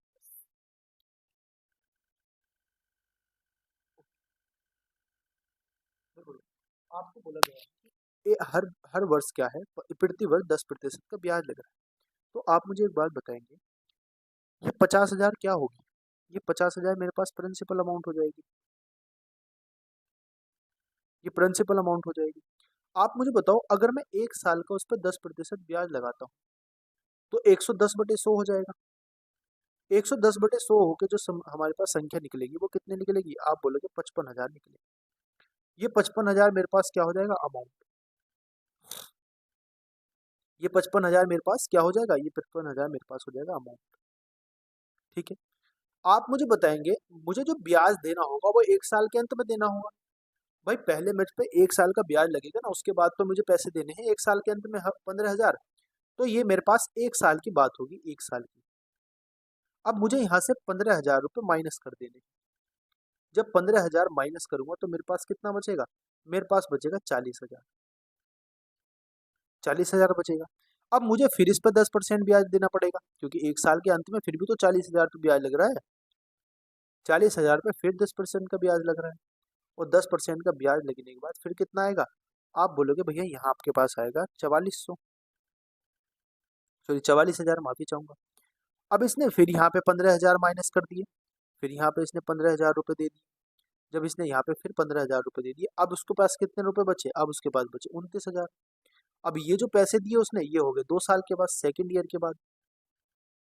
बात आ गई समझ में? अब आप मुझे बताएंगे, अब आप मुझे ये बताएंगे कि जो तीसरी उसकी किस्त के बाद उसको पैसे देने होंगे वो कितने होंगे? आप बोलोगे भैया ये 29,000 तो आपके पास आ गए, अब इस 29,000 पे भी तो आपको 10% ब्याज देना पड़ेगा उस साल में, तो फिर इस पर 10% ब्याज दूंगा। 10% ब्याज देने के बाद कितना आ जाएगा? ये आपके पास निकल के आएगा भैया 31,900। अब 31,900 आपके पास आ गया, तो फिर मुझे यहाँ पे 15,000 रुपये माइनस दे दिए मैंने। अब अगर 15,000 रुपये यहाँ पे माइनस दे दूंगा तो मेरे पास जो पैसा बचेगा, ये तीसरे साल की किस्त है, ध्यान रखना, ये थर्ड ईयर की किस्त है, तो मेरे पास जो थर्ड ईयर की किस्त देने के बाद बकाया पैसा बचा, रिमेनिंग अमाउंट में यहाँ लिख देता हूँ जो बचा 3 साल के बाद, रिमेनिंग अमाउंट आफ्टर 3 ईयर, तो कितने रुपए बचे होंगे? आप इसमें से 15 माइनस कर देंगे, यहाँ पे बचे होंगे आपके पास 16,900 रुपये। तो आपको वो तीसरे साल के बाद की जो किस्त देनी पड़ेगी वो देनी पड़ेगी 16,900। आपको समझ में आती है बात? मैंने बहुत बेसिक से आपको बताने की कोशिश की। अगले क्वेश्चन पे चलते हैं। क्वेश्चन नंबर हमारे पास है 21। 21 नंबर क्वेश्चन क्या कहना चाह रहा है, ध्यान से सुनिए। यदि एक्स बाई जेड और डब्ल्यू चतुर चतुर्थार अनुपात है, यानी कि फोर्थ प्रोपोर्शन है, तो एक्स बराबर 3, बाई बराबर 13, डब्ल्यू बराबर 39, तो जेड का मान बताना। ठीक है, यानी कि चतुर्थांत है तो इसका मतलब क्या हो जाएगा, 3/13 और बराबर कितना हो जाएगा, जेड/13, जेड/39। जेड कितना हो जाएगा, जेड/39 हो जाएगा। तो देखो 13 तिया कितना होता है 39, तो जेड बराबर कितना आ जाएगा 9, जेड बराबर 9 आ जाएगा, यानी कि डी ऑप्शन। क्वेश्चन नंबर बात करता हूं मैं किसकी, 22 की। एक स्कूल में लड़कों की संख्या और लड़कियों की संख्या का अनुपात 5:2 है। यदि वार्षिक परीक्षा में 87% लड़के और 80% लड़कियां उत्तीर्ण होती हैं, तो वार्षिक परीक्षा में अनुत्तीर्ण छात्रों की संख्या बतानी कितनी होगी। देखो आप मुझे बताएंगे, ये 5:2 है, ठीक है। मैं इसको 5:2 ना लिख के मैं इसको संख्या बना लेता हूँ। अगर संख्या बनाऊंगा, इसको बना लेता हूँ 500 और इसको बना देता हूँ 200। 500 हो जाएगा और ये हो जाएगा आपके पास 200। अब अनुत्तीर्ण की बात हो रही है ना, अनुत्तीर्ण बताने कितने होंगे। अब इसमें 87% उत्तीर्ण हो जाते हैं, तो इसका मतलब क्या हो जाएगा, 13% अनुत्तीर्ण हो जाते होंगे। ये फेल की बात है, फेल। तो जीरो से जीरो कट जाएगा, 13 पंजे 65 बालक तो यहाँ पे फेल हो गए, ये फेल है। अब यहाँ पे 20% फेल हो जाते हैं, तो 40 बालक यहाँ पे फेल हो गए। आप मुझे बताएंगे टोटल जो फेल हो जाएंगे वो कितने होंगे। बोलेंगे भैया टोटल जो फेल हो जाएंगे वो हो जाएंगे आपके पास कितने, 1005, सॉरी 105, माफी चाहूंगा। 105 बालक क्या हो गए, फेल हो गए। तो फेल की परसेंटेज बतानी भाई, फेल कितने होंगे 105 और टोटल कितने थे। आप बोलोगे 200 और ये हो जाएंगे 700 थे, मल्टीप्लाई 100 हो जाएगा। 15 सत्ते 105 होते ना, तो 15% आ जाएगा। 15 सत्ते 105 होते, ये कट जाएगा 15 सत्ते 105। कितना आएगा आंसर, कितना आएगा आंसर, आंसर आएगा 15%। क्या हो रहा है, 15% उत्तर आएगा। अगले क्वेश्चन की बात करता हूं मैं। क्वेश्चन नंबर हमारे पास है 23 नंबर। आपको बताना है सबसे छोटा अनुपात। मैंने कल आपको बताया था, ये छोटे बड़े अनुपात निकालने का तरीका मैंने आपको बताया था, ये आप करके क्वेश्चन मुझे बताएंगे। 23 नंबर क्वेश्चन का आंसर क्या होगा। तीन भागीदारी तीन तीन भागीदार किसी व्यापार में हुए लाभ को 8:7:5 के अनुपात में बांटते हैं। उन्होंने पूंजी को क्रम से 7 महीने, 8 महीने और 14 महीने के लिए निवेश किया था। उनकी पूंजी का अनुपात बताना क्या होगा। देखो पूंजी का अनुपात क्या होता है, आपको ये बताना है। आपको मैं एक बात बताता हूँ, जो आपके पास प्रॉफिट का रेशियो होता है, अगर समय सेम हो ना, समय समय का मतलब क्या होता है, समय का मतलब होता है भैया, अगर समय सेम हो यानी कि कितने कितने टाइम के लिए ये निवेश कर रहे हैं, अगर वो टाइम आपके पास सेम हो, यानी कि अगर मान लीजिए पहला 1 साल के लिए निवेश कर रहा है तो दूसरा भी 1 साल के लिए निवेश कर रहा होगा। अगर इनका समय अगर सेम होना दोस्तों, तो क्या होता है, अगर इनका समय सेम होता है तो क्या हो जाता है, इनका जो रेशियो हो जाता है ना प्रॉफिट का, जो इनका निवेश का रेशियो होता है उसी रेशियो के बराबर हो जाता है। ये मैं आपको बता चुका हूँ, कई बार बता चुका हूँ। मैं आपको एक बार और बता देता हूँ, फॉर्मूला ही बता देता हूँ उसका। देखो प्रॉफिट बराबर क्या होता है, प्रॉफिट बराबर होता है आपके पास कैपिटल जो आपके पास है, यानी कि पूंजी जो आपने निवेश करी, कैपिटल आपके पास जो है, और वो कैपिटल कितने टाइम के लिए आप निवेश कर रहे हो, ये आपके पास होता है इसका फॉर्मूला।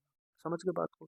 अब आपको क्या दिया हुआ है, हमें क्या निकालना है, हमें पूंजी निकालनी, पूंजी का रेशियो निकालना। तो कैपिटल बराबर क्या हो जाएगा, कैपिटल बराबर हो जाएगा दोस्तों, कैपिटल बराबर हो जाएगा profit, profit upon time, profit upon time आपके पास हो जाएगा। ठीक है, 1 सेकंड का समय देंगे मुझे।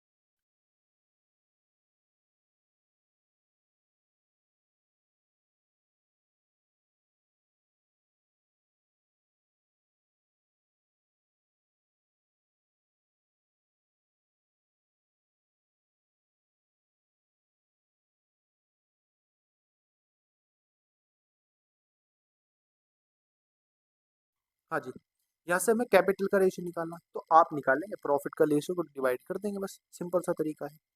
आप देखो पहला रेशियो क्या दे रखा है, 8 दे रखा है प्रॉफिट का, फिर 7 दिया हुआ है, फिर 5 दिया हुआ है। आप इसको डिवाइड कर देंगे टाइम से, इसको डिवाइड करेंगे 7 से, इसको डिवाइड करेंगे 8 से, इसको डिवाइड करेंगे 14 से। जब डिवाइड करके आप इसको सोल्व करोगे तो जो आंसर आपके पास निकल के आएगा वो निकल के आएगा 64:49:5 सॉरी 20, 64:49:20 आपके पास निकल के आएगा। तो आंसर क्या हो जाएगा, आंसर हो जाएगा आपका डी ऑप्शन, आंसर हो जाएगा आपके पास डी ऑप्शन। ठीक है, समझ में आ गई बात की नहीं आगे दोस्तों। अगले क्वेश्चन की मैं बात करता हूँ, क्वेश्चन नंबर मेरे पास है 25।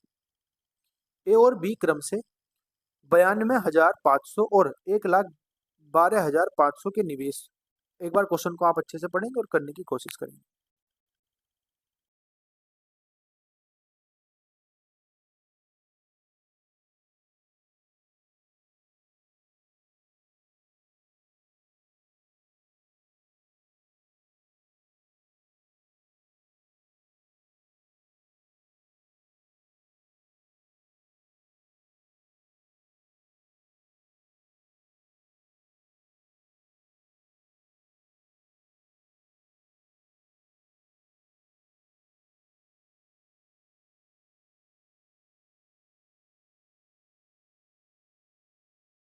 माफी चाहूंगा दोस्तों, पिताजी का कॉल आ गया था बीच में। ठीक है, बात करते हैं 25 नंबर क्वेश्चन की।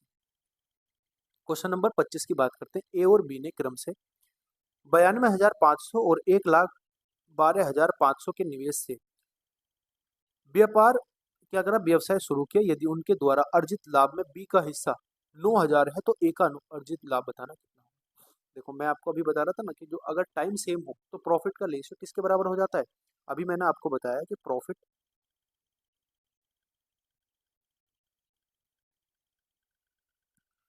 बराबर कितना हो जाएगा, प्रॉफिट बराबर हो जाएगा कैपिटल अपॉन टाइम।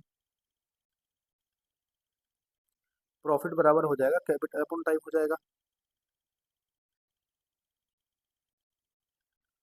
तो आपको क्या निकालना है, देखो आपको टाइम दे रखा है सही, आपको समय दिया हुआ है, और अगर समय दिया हुआ है मतलब समय अगर सेम है तो इसका मतलब क्या हो जाएगा, प्रॉफिट का रेशियो कैपिटल के रेशियो के बराबर हो जाएगा।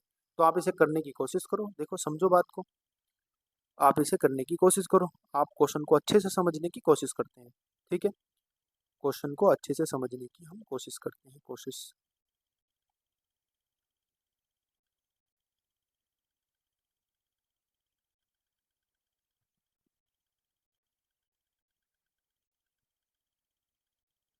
हाँ जी, देखो आपको बोला गया है प्रॉफिट का रेशियो, तो हम क्या करेंगे, कैपिटल के रेशियो को क्या कर देंगे, कैपिटल के रेशियो का आप इसका निकाल दोगे रेशियो, वही प्रॉफिट का रेशियो हो जाएगा। 2 जीरो से 2 जीरो कर देंगे, 25 से डिवाइड करो इसको। 25 से अगर इसको आप डिवाइड करोगे तो क्या आएगा आपके पास, 25 से आप इसको डिवाइड करो। जब 25 से डिवाइड करोगे तो आपके पास आ जाएगा 25 या 75 होते हैं, तो कितना बचेगा, 75 अगर माइनस करेंगे तो कितना बचेगा, 175। तो 175 होते हैं। आप यहाँ डिवाइड करोगे 25 से, 25 चौका 100 होंगे, 25 पंजे 125 हो जाएंगे। आप इसको निवेश कर दो। देखो आपको बताया गया है कि बी का जो आपके पास निवेश है, बी का यानी कि 45 का मान जो आपके पास दिया हुआ वो 9,000 दिया हुआ है। तो ये कितने गुना है इसका, आप बोलोगे भैया ये इसका है 45 × 90 यानी कि 200 गुना। ठीक है, अब इसका भी 200 गुना निकाल दो, तो 7 दूनी 14 आना चाहिए बाद में, यानी कि 74 आ जाएगा। तो 7,400 आंसर आ जाएगा, डी ऑप्शन। ठीक है, अगले क्वेश्चन की बात करते हैं। क्वेश्चन नंबर आपके पास है 26। एक बार क्वेश्चन को आप ध्यान से पढ़ो और करने की कोशिश करो, क्वेश्चन को ध्यान से पढ़ो और करने की इसको कोशिश करो। ठीक है, तो समझेंगे क्वेश्चन क्या दिया हुआ है आपके पास। क्वेश्चन दिया हुआ है दोस्तों, क्वेश्चन आपके पास दिया हुआ है कितना, क्वेश्चन आपके पास दिया हुआ है 6 टोकरियां हैं, 6 आपके पास टोकरियां हैं, लाल, हरी, नीली, पीली, काली और सफेद। प्रत्येक टोकरी में कुछ छल्ले हैं। सभी 6 टोकरियों में छल्लों की औसत संख्या 38 है। यदि नीली टोकरी को हटा दिया जाता है तो शेष टोकरियों में छल्लों की औसत संख्या 34 रह जाती है। नीली टोकरी में कितने छल्ले थे ये बताना। देखो 6 टोकरियां हैं, ठीक है, 6 टोकरियां हैं हमारे पास।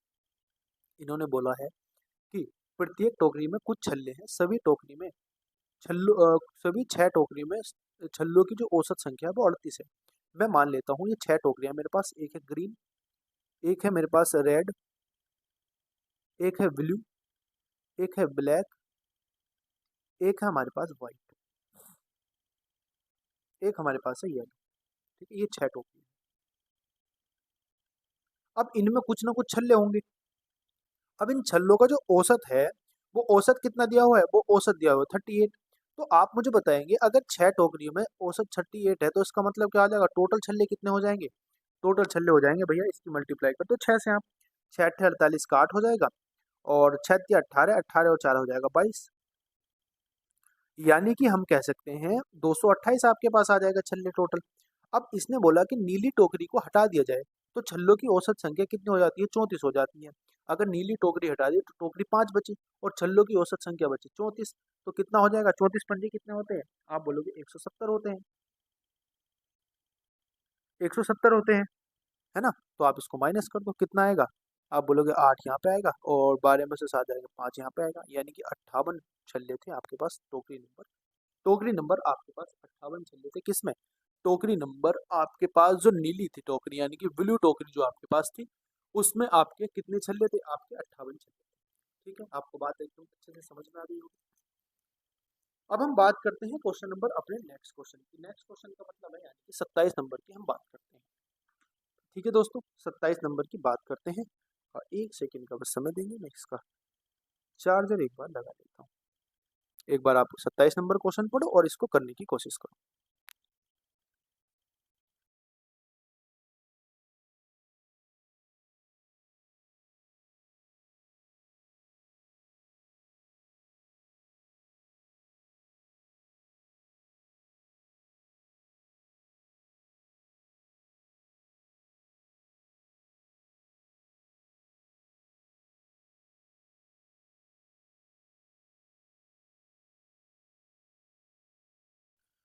हाँ जी, क्वेश्चन नंबर 27 पढ़ने की कोशिश करते हैं। देखो, एक कंपनी में सभी कर्मचारियों का औसत वेतन क्या है, 14,000 है।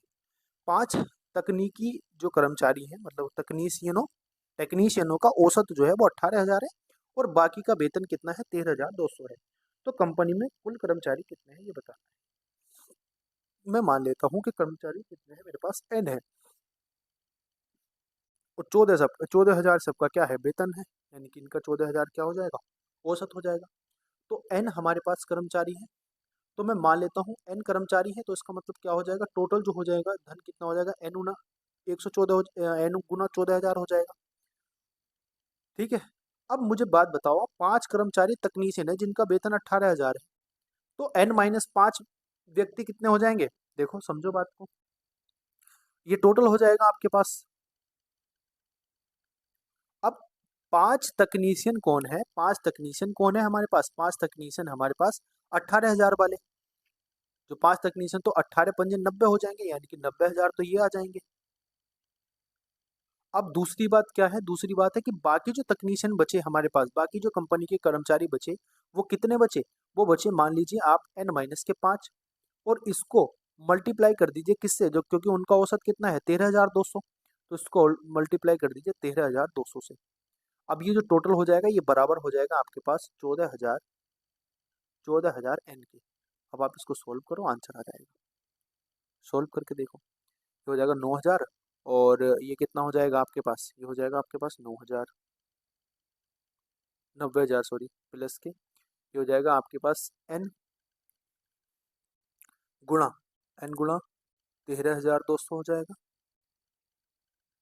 13,200, और ये माइनस के आपके पास कितना आएगा, देखो डबल जीरो तो आपके पास है ही, 5 दूनी 10 का जीरो, 5 से 15 और 1 16 का 6, 5 एकम 5 और 1 7, 5 और 1 6 हो जाएगा, इतना आ जाएगा। और ये बराबर किसके हो जाएगा, ये हो जाएगा 100, मतलब 14,000 एन के। आप इसको सोल्व कर लीजिए, देखो आप इधर लेके जाओगे तो 8,000 एन बचेगा, यहाँ से माइनस करोगे 66, 90,000 में से 66,000 माइनस करोगे तो कितना बचेगा, आप बोलोगे भैया आपके पास बचेगा 24,000। अभी 24,000 बराबर हो जाएगा आपके पास 800 एन के। समझ पा रहे हो एन की वैल्यू कैसे आएगी? एन की वैल्यू 30 आ जाएगी यहाँ से। 8 के 24 हो जाएंगे, 30 आ जाएगी एन की वैल्यू। ठीक है थोड़ी। हाँ जी। क्वेश्चन नंबर बात करते हैं हम 60 की। क्वेश्चन नंबर सॉरी 28 की। 60 आदमी एक काम को 40 दिन में पूरा कर सकते हैं। वे एक साथ काम करना शुरू करते हैं, लेकिन हर 10 दिन के बाद, हर 10 दिन के बाद, ध्यान रखना, हर 10 दिन के बाद 5 आदमी क्या होते हैं, काम छोड़ देते हैं। काम कितने दिनों में पूरा होगा ये बताना है। अच्छा क्वेश्चन है, देखो ध्यान से समझेंगे एक बार। आपको बताया गया है कि 60 व्यक्ति हैं और ये 40 दिनों में काम पूरा कर देते हैं।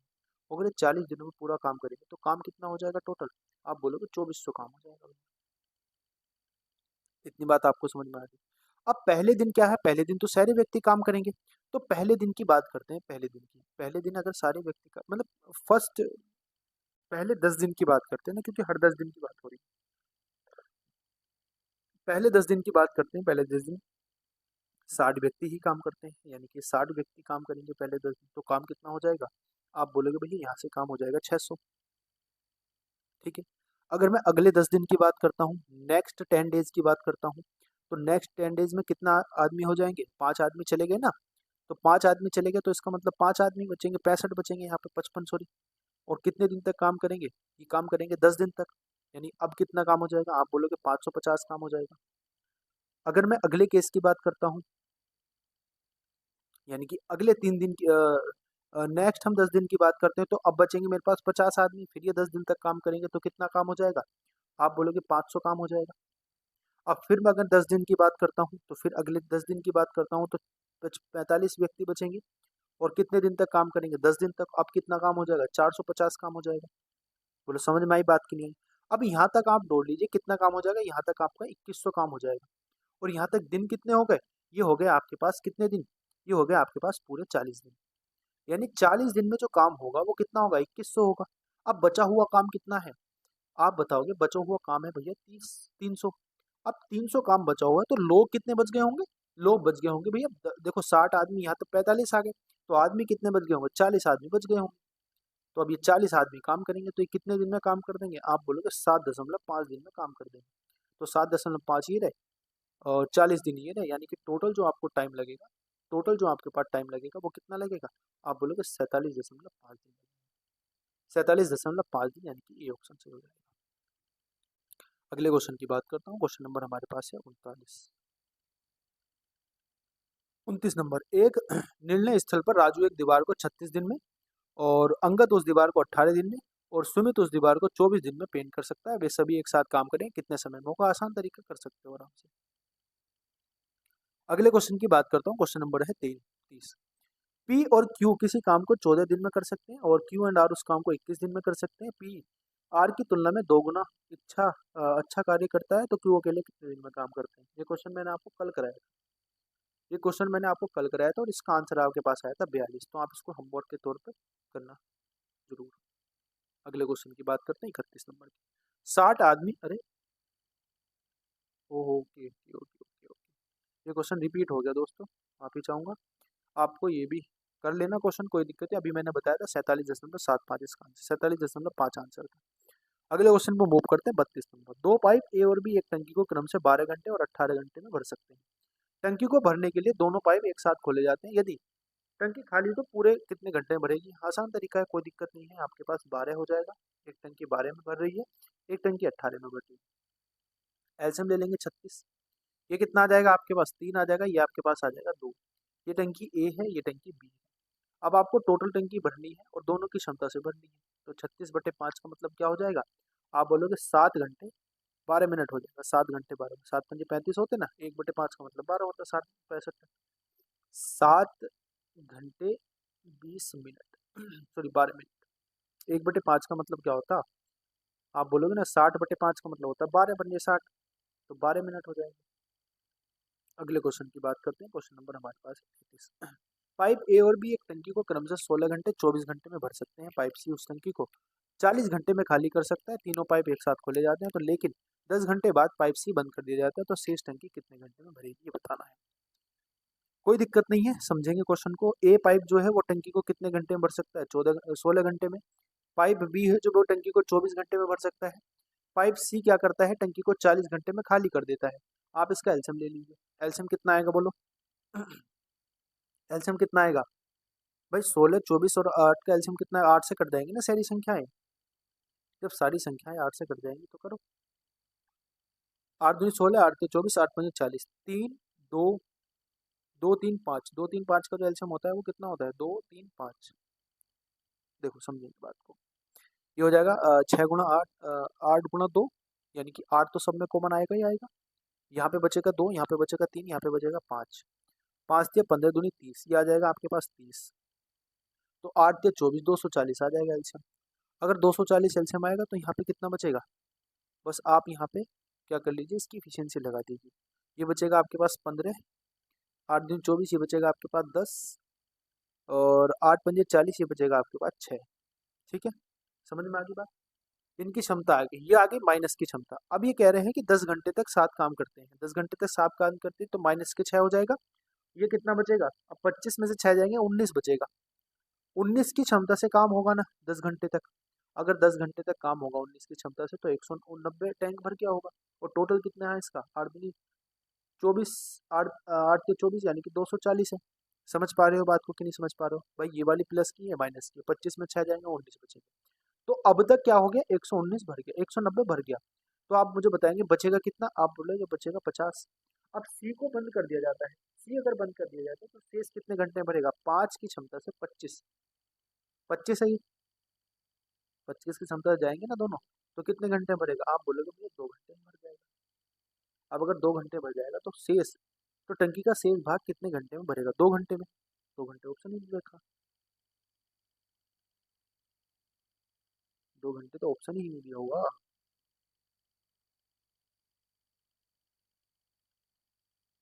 टंकी का ये क्या बोल रहे हैं, लेकिन सी क्या करता है? भरी टंकी को 40 घंटे में खाली कर देता है। और तीनों पाइप एक साथ खोले जाते हैं, लेकिन 10 घंटे के बाद पाइप सी को बंद कर दिया जाता है। 10 घंटे काम करेंगे तो ये 15 हो जाएगा, ये 10 हो जाएगा। 15 और कुछ गड़बड़ तो नहीं है हमसे? 8 दूनी 16, 15 ही आएगा, ठीक है। यहाँ पे आपके पास आएगा 10, ये भी ठीक है। यहाँ पे आपके पास आएगा 6, ये भी ठीक है। 119 2, या तो कहीं कैलकुलेट, या तो कहीं इसमें दोस्तों उसमें दिक्कत है, ऑप्शन में थोड़ी सी दिक्कत हो सकती है, या तो ऐसा हो सकता है मैंने ऑप्शन थोड़े से गलत लग दिया हूँ। आंसर इसका तो हमारे हिसाब से 2 ही आना चाहिए। क्या कोई दिक्कत हो रही है? मैं नहीं समझ पा रहा। अगर आप इसको कर पा रहे हो कैलकुलेट तो आप एक बार देखना।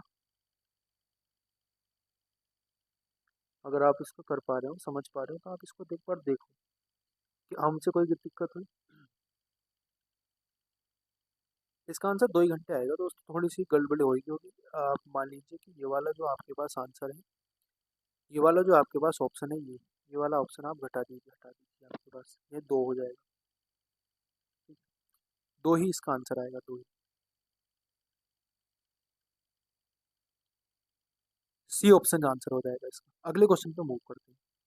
क्वेश्चन नंबर हमारे पास है 34। शांत धारा में, शांत पानी में एक नाव की धारा, नाव की गति कितनी है? नाव की गति धारा की गति की 3 गुनी है। नाव की जो गति है वो धारा की गति की 3 गुनी है। ध्यान से समझेंगे क्वेश्चन को। नाव की जो गति है वो धारा की गति की 3 गुनी है। यदि, आपको बोला गया है, यदि नाव को धारा के अनुकूल एक निश्चित स्थान पर जाने में 15.5 सेकंड लगते हैं, यदि नाव को एक निश्चित स्थान तक जाने में 15.5 सेकंड लगते हैं, तो आपको बताना है, तो धारा के प्रतिकूल यात्रा करते हुए उसी दूरी को, समान दूरी को तय करने के लिए आवश्यक अतिरिक्त समय बताना। अतिरिक्त समय कितना लगेगा? आपको बताना अतिरिक्त समय कितना लगेगा, ये बताना है आपको। ठीक है, मैं मान लेता हूँ जो बोट की मेरे पास स्पीड है, किसकी? बोट की। बोट यानी कि नाव की जो स्पीड है मैं मान लेता हूँ वो x है। समझ पा रहे हो बात को? जो धारा की यानी कि स्ट्रीम की जो स्पीड है वो कितनी हो जाएगी? वो हो जाएगी 12 बाई। स्टीम की स्पीड कितनी हो जाएगी? स्टीम की स्पीड हो जाएगी 22। अब इन्होंने दिया हुआ है कि जो बोट की स्पीड है वो आपके पास जो धारा की स्पीड है वो 3 गुनी है, यानी मैं इसको ऐसे लिख सकता हूँ एक्स बटे बाई बराबर 3/1 लिख सकता हूँ, कोई दिक्कत नहीं है। अगर मैं डिस्टेंस की बात करता हूँ तो डिस्टेंस इज इक्वल टू क्या होता है, स्पीड इंटू टाइम होता है। अगर मैं डिस्टेंस की बात करता हूँ, डिस्टेंस बराबर जो हो जाएगा मेरे पास, वो कितना हो जाएगा? आप बोलोगे भैया वो हो जाएगा आपके पास कितना, बोलो। यदि नाव किस दिशा में चल रही है, आप बोलोगे अगर नाव किस दिशा में चल रही है, नाव अगर अनुकूल दिशा में चल रही है, अनुकूल, तो अनुकूल में लगा समय कितना हो जाएगा? अनुकूल में लगा समय हो जाएगा आपके पास, डिस्टेंस कितनी हो जाएगी? आप मुझे बताएंगे। अनुकूल अगर चल रही है, अनुकूल का मतलब होता है कि उसी दिशा में चल रही है, तो अगर उसी दिशा में चल रही है तो एक्स प्लस बाई जुड़ जाता है। जब हम यहाँ पे डाउनवर्ड स्ट्रीम निकालेंगे तो कितना आएगा? डाउनवर्ड निकालते हैं तो कितना आएगा? एक्स प्लस के बाई आ जाएगा। और अब स्ट्रीम निकालते हैं तो कितना? एक्स माइनस के बाई हो जाता है। समझ गए? तो ये एक्स प्लस के बाई यानी कि 3 प्लस के, और इसमें कितना समय लगता है? आप बोलोगे 15.5 सेकेंड लगते हैं। 15.5 सेकेंड, तो ये डिस्टेंस हो जाएगी। अब यही डिस्टेंस बराबर हो जाएगी किसके? यही डिस्टेंस बराबर हो जाएगी किसके बराबर हो जाएगी? आप बोलोगे भैया जब प्रतिकूल जाते हैं तो प्रतिकूल किस स्पीड से जाएंगे? 3 - 1 की स्पीड से जाएंगे, और मल्टीप्लाई टी समय में जाएंगे। यहाँ से आप निकाल लेंगे समय। देखो समझेंगे बात को। ये हो जाएगा आपके पास 4 गुणा 15.5, और बराबर हो जाएगा आपके पास ये कितना हो जाएगा? 2t। यहाँ से आप t का मान निकालेंगे कितना? ये हो जाएगा 15 दूनी 30, और यहाँ आपके पास 31 आ जाएगा। फिर t बराबर आ जाएगा आपके पास 31। अब मुझे बताएंगे ये 31 है, और पहला समय कितना था? 15.5 था, तो अंतर कितना आ जाएगा? 31 माइनस के 15.5 का मतलब आ जाएगा 15.5, यानी कि हमारे पास अंतर आ जाएगा। ये अतिरिक्त समय, अतिरिक्त जो समय आ जाएगा वो 15.5। समझ पाए क्वेश्चन को? नहीं समझ पाए? अगले क्वेश्चन की बात करते हैं, क्वेश्चन नंबर 35 हमारे पास। 35 नंबर क्वेश्चन क्या कहना चाह रहा है? 1500 मीटर की दौड़ में ए और बी को 10 सेकंड की बढ़त देता है, और दोनों एक ही समय में दौड़ना शुरू करते हैं, एक ही समय में दौड़ पूरी करते हैं। इसका मतलब क्या है? टाइम क्या है? टाइम सेम है। बात आई समझ में कि नहीं आई, बोलो। ठीक है। यदि बी की गति 6 मीटर पर सेकंड है और ए को दौड़ पूरी करने में कितना समय लगेगा, ये बताना है। ओके, समझेंगे क्वेश्चन को। देखो, बी की गति कितनी दी हुई है? बी की गति दी हुई है 6 मीटर पर सेकंड, और बी चल कितना रहा होगा? भाई मुझे बताएंगे। बी चल रहा होगा, टोटल डिस्टेंस चल रहा होगा। ए बी को 10 सेकंड की बढ़त देता है, ए बी को 10 सेकंड की बढ़त देता है। आप मुझे बताएंगे यहाँ पे इसको कितना समय लगेगा? आप बोलेंगे 25 छक्का 150, यानी कि 250 सेकंड लगते हैं। ठीक है। और आपको बोला गया है कि ए द्वारा जो टाइम लिया गया वो उससे कम लिया गया होगा। भाई ए द्वारा जो टाइम लिया गया होगा वो उससे कम लिया गया होगा 10 सेकंड, क्योंकि ए ने बी को 10 सेकंड की बढ़त दी। तो ए का जो टाइम आ जाएगा वो कितना आ जाएगा? आप बोलोगे 250 सेकंड ये है, तो 250 में से 10 घटा देंगे, तो कितना आएगा? 240 सेकंड आएगा। अब 240 सेकंड का मतलब क्या हो जाएगा? मिनट में बताना, मिनट में। तो इसको 60 से डिवाइड कर दो, 6 - 24 4 मिनट आ जाएगा। आसान क्वेश्चन था। 4 मिनट आ जाएंगे, यानी कि बी ऑप्शन आ जाएगा। अगले क्वेश्चन पे बात करते हैं। क्वेश्चन नंबर हमारे पास है 36 नंबर। एक ट्रेन उसी दिशा में 4 किलोमीटर प्रति घंटा और 6 किलोमीटर प्रति घंटा की चाल से चल रही है। दो व्यक्ति को क्रम से 12 सेकंड और 14 सेकंड में पार करता है। ट्रेन की स्पीड बतानी, आराम से बता सकते हो, कोई दिक्कत नहीं है। ठीक है। अब मैं बात करता हूँ इस वाले क्वेश्चन की। ये क्वेश्चन थोड़ा सा अच्छा है, आपका अलजेब्रा का क्वेश्चन है, आप समझने की कोशिश करेंगे। ए बराबर दिया हुआ है 9.6। ए बराबर क्या दिया हुआ है? ए बराबर दिया हुआ है दोस्तों 9.6, बी बराबर दिया है 4.44, और सी बराबर दिया है 5.16। समझ गए बात को कि नहीं समझ गए, बोलो। आपको बताना है A cube minus B Q minus C cube minus 3 ABC का मान बताना है। A cube minus B Q minus C cube और 3 ABC का मान बताना क्या? समझ पा रहे हो क्वेश्चन को? अगर आप क्वेश्चन को समझ गए होंगे तो आप क्वेश्चन को कर भी सकते हैं आसानी से। क्वेश्चन को करना से पहले क्वेश्चन को समझना बहुत जरूरी होता है। ठीक है। देखो, आपको बताया गया है, आप मुझे बताएंगे ए बराबर क्या दिया हुआ है? ए बराबर दिया हुआ है 9.6। बी बराबर क्या दिया हुआ है? बी बराबर दिया हुआ है 4.44। सी बराबर क्या दिया हुआ है? सी बराबर दिया हुआ है आपके पास 5.16। आपको बात समझ में आ गई? बोलो, आपको बात समझ में आ गई कि नहीं आ गई? अगर मैं बोलूं कि इन दोनों का जो मान है मेरे पास वो कितना हो जाएगा, वो हो जाएगा मेरे पास 9.16, यानी मैं 9.16 बराबर लिख सकता हूँ बी प्लस के सी। ये लिख सकता हूँ आसानी से। अगर मैं दोस्तों ए में से माइनस के बी कर दूं फिर माइनस के सी कर दूं तो क्या आएगा? मेरे पास 0 आएगा। समझ पा रहे हो बात को कि नहीं समझ पा रहे हो? अब ये बात आप समझ गए, ठीक है, ये बात आप आसानी से समझ गए। तो आप मुझे बताएंगे जब a minus B minus C बराबर जीरो हो जाएगा तो इसका मतलब क्या हो जाएगा? इसका मतलब हो जाएगा कि भैया a की पावर थ्री माइनस के b की पावर थ्री माइनस के c की पावर थ्री माइनस के थ्री a b c बराबर जो हो जाएगा वो हो जाएगा जीरो। ये थोड़ा सा कॉन्सेप्ट आपको याद रखना है कि अगर a minus B minus C बराबर जीरो होता है तो हमारे पास a Q minus B Q minus C Q बराबर जीरो हो जाएगा, माइनस के थ्री माइनस एक ही तीन था, ठीक है, समझ पा रहे हो? तो जीरो आंसर हो जाएगा, यानी कि ये ऑप्शन। अगले क्वेश्चन की बात करता हूँ। क्वेश्चन नंबर हमारे पास कौन सा है? क्वेश्चन नंबर हमारे पास है 38। देखो 38 क्वेश्चन की बात करते हैं। 10 मीटर लंबाई, 5 मीटर चौड़ाई और 6 मीटर ऊंचाई वाले एक होल को पेंट किया जाना है केवल एक सतह पर, एक तरह से मतलब एक तरफ पेंट किया जाना है वॉल, मतलब पेंट किया जाने वाला संपूर्ण पृष्ठीय क्षेत्रफल को नजरअंदाज करके फर्श क्षेत्रफल क्षेत्रफल पर पेंटर पेंट नहीं किया जाना है। फर्श के क्षेत्रफल पर पेंट नहीं किया जाना है, आपको बताना है कि कितना आंसर होगा। समझ पाए आप क्वेश्चन को? क्वेश्चन कहना चाह रहा है, ये आपको दिया गया है 38 नंबर क्वेश्चन कि 10 मीटर लंबाई, 5 मीटर चौड़ाई और 6 मीटर ऊंचाई वाले एक होल को पेंट किया जाना है। क्या किया जाना है? एक पेंट किया जाना है। और पेंट करने के बाद आपको बताया गया है, मैं आपको एक बार अच्छे से बता देता हूँ क्वेश्चन को। पेंट किया जाना है केवल एक तरफ पेंट किया जाने वाले संपूर्ण पृष्ठीय क्षेत्रफल को नजर अंदाज करें। फर्श क्षेत्रफल पेंट नहीं किया जाना है, क्षेत्रफल पर पेंट नहीं किया जाना है, फर्श क्षेत्रफल जो है उसको पेंट नहीं किया जाना है। तो आपको बताना है क्या? आपको बताना है इसका पृष्ठीय क्षेत्रफल बताना है आपको। समझ पा रहे हो क्वेश्चन को? नहीं समझ पा रहे हो? अगर समझ पा रहे हो तो ठीक है, नहीं समझ पा रहे हो तो कोई बात नहीं, मैं समझाऊंगा। देखो समझेंगे बात को। एरिया ऑफ फोर बॉल आपको पता होगा। इसने बोला कि फर्श पर पेंट नहीं किया जाना, फर्श पर पेंट नहीं किया जा रहा। मैं मान लेता हूँ ये मेरे पास एक क्यूब है। क्यूब के आकार का ही तो होता है, क्या होता है क्यूब के आकार का? आपका कमरा क्यूब के आकार का ही तो होता है। ये मान लीजिए हमारे पास एक क्यूब है, ठीक है, ये आपके पास हमारा एक क्यूब है।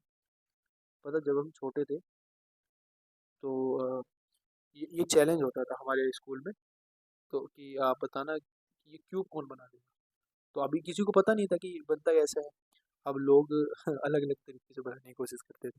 तो एक क्यूब है आपके पास, एक क्यूबॉइड है आपके पास, एक क्या होता है कमरा। तो इसमें आपको बताया गया है कि इसके फर्श पर आपको क्या नहीं करना, इसके फर्श पर आपको क्या नहीं करना, फर्श पर इसके पेंट नहीं करना, क्योंकि फर्श पर पेंट होने का मतलब क्या है? अब इसके चारों पांचों दीवारों पर पेंट करना है, यानी कि चारों तरफ दीवारों पर पेंट करना है। और इसके कहाँ पे पेंट करना है? और इसके पेंट करना है दोस्तों छत पर भी पेंट करना है। तो इसका एक फॉर्मूला होता है क्या? इसका फॉर्मूला होता है, मैं आपको इसका फॉर्मूला बता देता हूँ। एरिया ऑफ, इसका फॉर्मूला होता है area of four balls, balls का मतलब होता है दीवारें, एंड रूफ, रूफ का मतलब होता है छत। तो इसका फॉर्मूला क्या होता है? इसका फॉर्मूला होता है, आप इसका फॉर्मूला लिख लीजिए, आप इसका फॉर्मूला लिख दीजिए। इसका फॉर्मूला होता है, कितना होता है?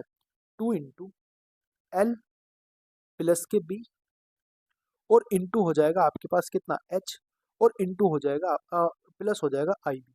आई बी का sorry L B, L B का मतलब होता है लंबाई गुना चौड़ाई। ठीक है, आप समझ गए, आप इसमें वैल्यू रख दीजिए। वैल्यू रखोगे दो आएगा गुणा एल कितना है हमारे पास? लंबाई है 10 मीटर और चौड़ाई है आपके पास 5 मीटर, गुणा ऊंचाई कितनी है आपके पास 6 मीटर, प्लस एल इंटू बी यानी कि 50 आपके पास यहाँ जाएगा। आप इसको ऐड करोगे कितना आएगा? आप बोलोगे 6 दूनी 12 और 5 12 × 5 = 60, कितना हो जाएगा ये आपके पास? 15 हो जाएगा ना, 15। तो 15 दूनी 30 और 3 × 6 = 18, 180 आ जाएगा, और 180 प्लस के 50, इसका मतलब क्या हो जाएगा? आप बोलोगे भैया ये हो जाएगा 230 सेंटीमीटर स्क्वायर, सो 230 मीटर स्क्वायर हो जाएगा। 230 मीटर स्क्वायर यानी कि आपके पास डी ऑप्शन आ जाएगा। समझ गए? ये क्वेश्चन आपको, ये फॉर्मूला आपको याद रखना है ये वाला, ठीक है, ये फॉर्मूला आपको याद रखना है। अगर हाँ आपसे पूछ ले कि फोर बॉल का फॉर्मूला क्या है, तो इसको माइनस कर देंगे, क्योंकि रूफ ही तो होता है लंबाई गुणा चौड़ाई, इसको माइनस कर देंगे, यानी कि जब चार फोर बॉल का जो फॉर्मूला होता है, वो फोर बॉल्स का जो फॉर्मूला होता है, यानी कि चार दीवारी का जो फॉर्मूला होता है, वो कितना होता है? आपको मैं वो लिख देता हूँ, वो होता है आपके पास 2 × L प्लस के बी इंटू एच। ध्यान रखिए, ये मैंने आपको बताया भी था जब मैंने आपको मेंसुरेशन 2D कराई। क्वेश्चन नंबर बात करते हैं हम। ओके, इसमें तो ऑप्शन ही नहीं है। उस त्रिभुज का क्षेत्रफल ज्ञात कीजिए जिसकी भुजाएं 10 सेंटीमीटर, 12 सेंटीमीटर और 18 सेंटीमीटर है। ओके, अब इसमें क्या नहीं दी हुई, हमें इसमें भुजा ही नहीं, ऑप्शन ही नहीं दी हुई। तो आपको क्या करना है, इसमें हीरोइन फॉर्मूला लगाना है। हीरोइन कैसे लगाएंगे हीरोइन फॉर्मूला? हीरोइन फॉर्मूला क्या होता है, आपको बताया होता है कि एक सेमी पेरीमीटर होता है, सेमी पेरीमीटर बराबर होता है एस, एस बराबर ए प्लस के बी, यानी कि भुजा बटे दो। तो सेमी पेरीमीटर निकालो आप पहले, ये कितना हो जाएगा 30 और 10 40। तो सेमी पेरीमीटर हो जाएगा 40 बटे कितना, 40 बटे 2 यानी कि 20 आ जाएगा। अब इसका फॉर्मूला जो होता है त्रिभुज का एरिया, त्रिभुज का एरिया का जो फॉर्मूला होता है वो होता है अंडर रूट के अंदर एस इंटू एस माइनस के ए इंटू एस माइनस के बी और इंटू होता है एस माइनस के सी। तो एस की वैल्यू कितनी है, एस की वैल्यू है 20 गुणा एस माइनस के ए, यानी कि 20 में से आप 10 घटाओगे तो 10 आएगा, गुणा 20 में से आप 12 घटाओगे कितना आएगा, 8 आएगा, गुणा 20 में से 18 घटाओगे आप कितने पास आएगा, 2 आएगा। ठीक है, इसका मान निकाल दीजिए आप। देखो 8 दूनी 16 हो जाएगा और ये हो जाएगा 200, तो 200 गुणा 16 हो जाएगा। ठीक है, 200 का तो आपके पास क्या बाहर आ जाएगा, 4 बाहर आ जाएगा। ठीक है, और यहाँ 100 का आपके पास 10 बाहर आ जाएगा और अंडर रूट में रह जाएगा आपके पास 2। यानी मैं इसको लिख सकता हूँ कितना, 40 रूट 2 आंसर आ जाएगा आपके पास। कितना आंसर आएगा आपके पास, 40 रूट 2 आपके पास आंसर आ जाएगा। ये 4 नहीं तो 10 बाहर आएगा ना, 100 का 10 बाहर आता है ना। आपको पता होगा 100 किसका स्क्वायर है, 10 का स्क्वायर है। तो अंडर रूट से अगर 100 को बाहर निकालेंगे तो 10 बाहर आएगा। तो कितना आ जाएगा, 40 रूट 2। तो 40 रूट 2 इसका कितना हो जाएगा, क्षेत्रफल हो जाएगा। समझ में आ गई बात? ऑप्शन नहीं है तो हमारे पास यही आंसर हो जाएगा। देखो अगला क्वेश्चन की बात करते हैं। क्वेश्चन नंबर बात करता हूँ 40 की। क्वेश्चन नंबर 40 है, 3D का क्वेश्चन है। 3D में बहुत जल्दी आपको कराने वाला हूँ। मुझे आपको 3D करानी है और मुझे आपको क्या कराना है, DI कराना है। ये ध्यान रखिए, मुझे आपको दो दो चैप्टर और कराना है, प्रोबेबिलिटी और परमुटेशन एंड कॉम्बिनेशन भी कराना है, ये भी आप ध्यान रखिए। क्वेश्चन आपको बताना है दोस्तों, कौन सा नंबर है क्वेश्चन हमारे पास, क्वेश्चन नंबर हमारे पास 40। लास्ट क्वेश्चन है, घर से दे दूं आपको करने को, कर सकते हो कि नहीं कर सकते हो, बोलो। कर सकते हो तो देता हूँ, नहीं कर सकते हो तो कराता हूँ। बता दीजिए आप मुझे एक बार। चलो करा ही देता हूँ, कोई दिक्कत नहीं। आंतरिक त्रिज्या जो है, आंतरिक त्रिज्या दी हुई है किसकी, आपको आंतरिक त्रिज्या दी हुई है एक अर्ध गोलाकार कटोरे की। क्या है आपके पास, कटोरा है, ये देखो ध्यान रखिए। अर्ध त्रिज्या दी हुई है आपके पास गोलाकार, अर्ध गोलाकार कटोरे की। कटोरा इस तरीके से होता है, सभी लोग देखते होंगे समझते होंगे। में एक तरल होता है, लिक्विड है। इस द्रव को 2 सेंटीमीटर व्यास और 4 सेंटीमीटर ऊंचाई वाले बेलनाकार छोटी बोतल में भर दिया जाता है। बोतल का मतलब होता है बेलन, मान लीजिए बोतल। समझ पा रहे हो बात को कि नहीं समझ पा रहे हो? ये आपके पास बोतल है। आपको बताया गया है कि इस बोतल में क्या कर दिया जाता है, 6 सेंटीमीटर अर्ध गोले के त्रिज्या वाले एक बाउल का जो पूरा आपके पास तरल था वो इसमें उलेट दिया जाता है। आपको बताना है इस कटोरे को खाली करने के लिए कितनी बोतल की आवश्यकता पड़ेगी, यानी कि कितनी बोतल भरी जाएगी। तो आपको बताना क्या है, सिंपल सा है। आपको पता कि बेलन का जो आयतन होता है वो कितना होता है, आप बोलोगे भैया बेलन का आयतन होता है आपके पास कितना, कितना होता है। आप बोलोगे बेलन का आयतन होता है पाई आर एल स्क्वायर होता है, पाई इंटू एल स्क्वायर होता है। मैं एल स्क्वायर भी तो कर सकता हूँ, पाई इंटू एल स्क्वायर। ठीक है, समझ पा रहे हो बात को कि नहीं समझ पा रहे हो?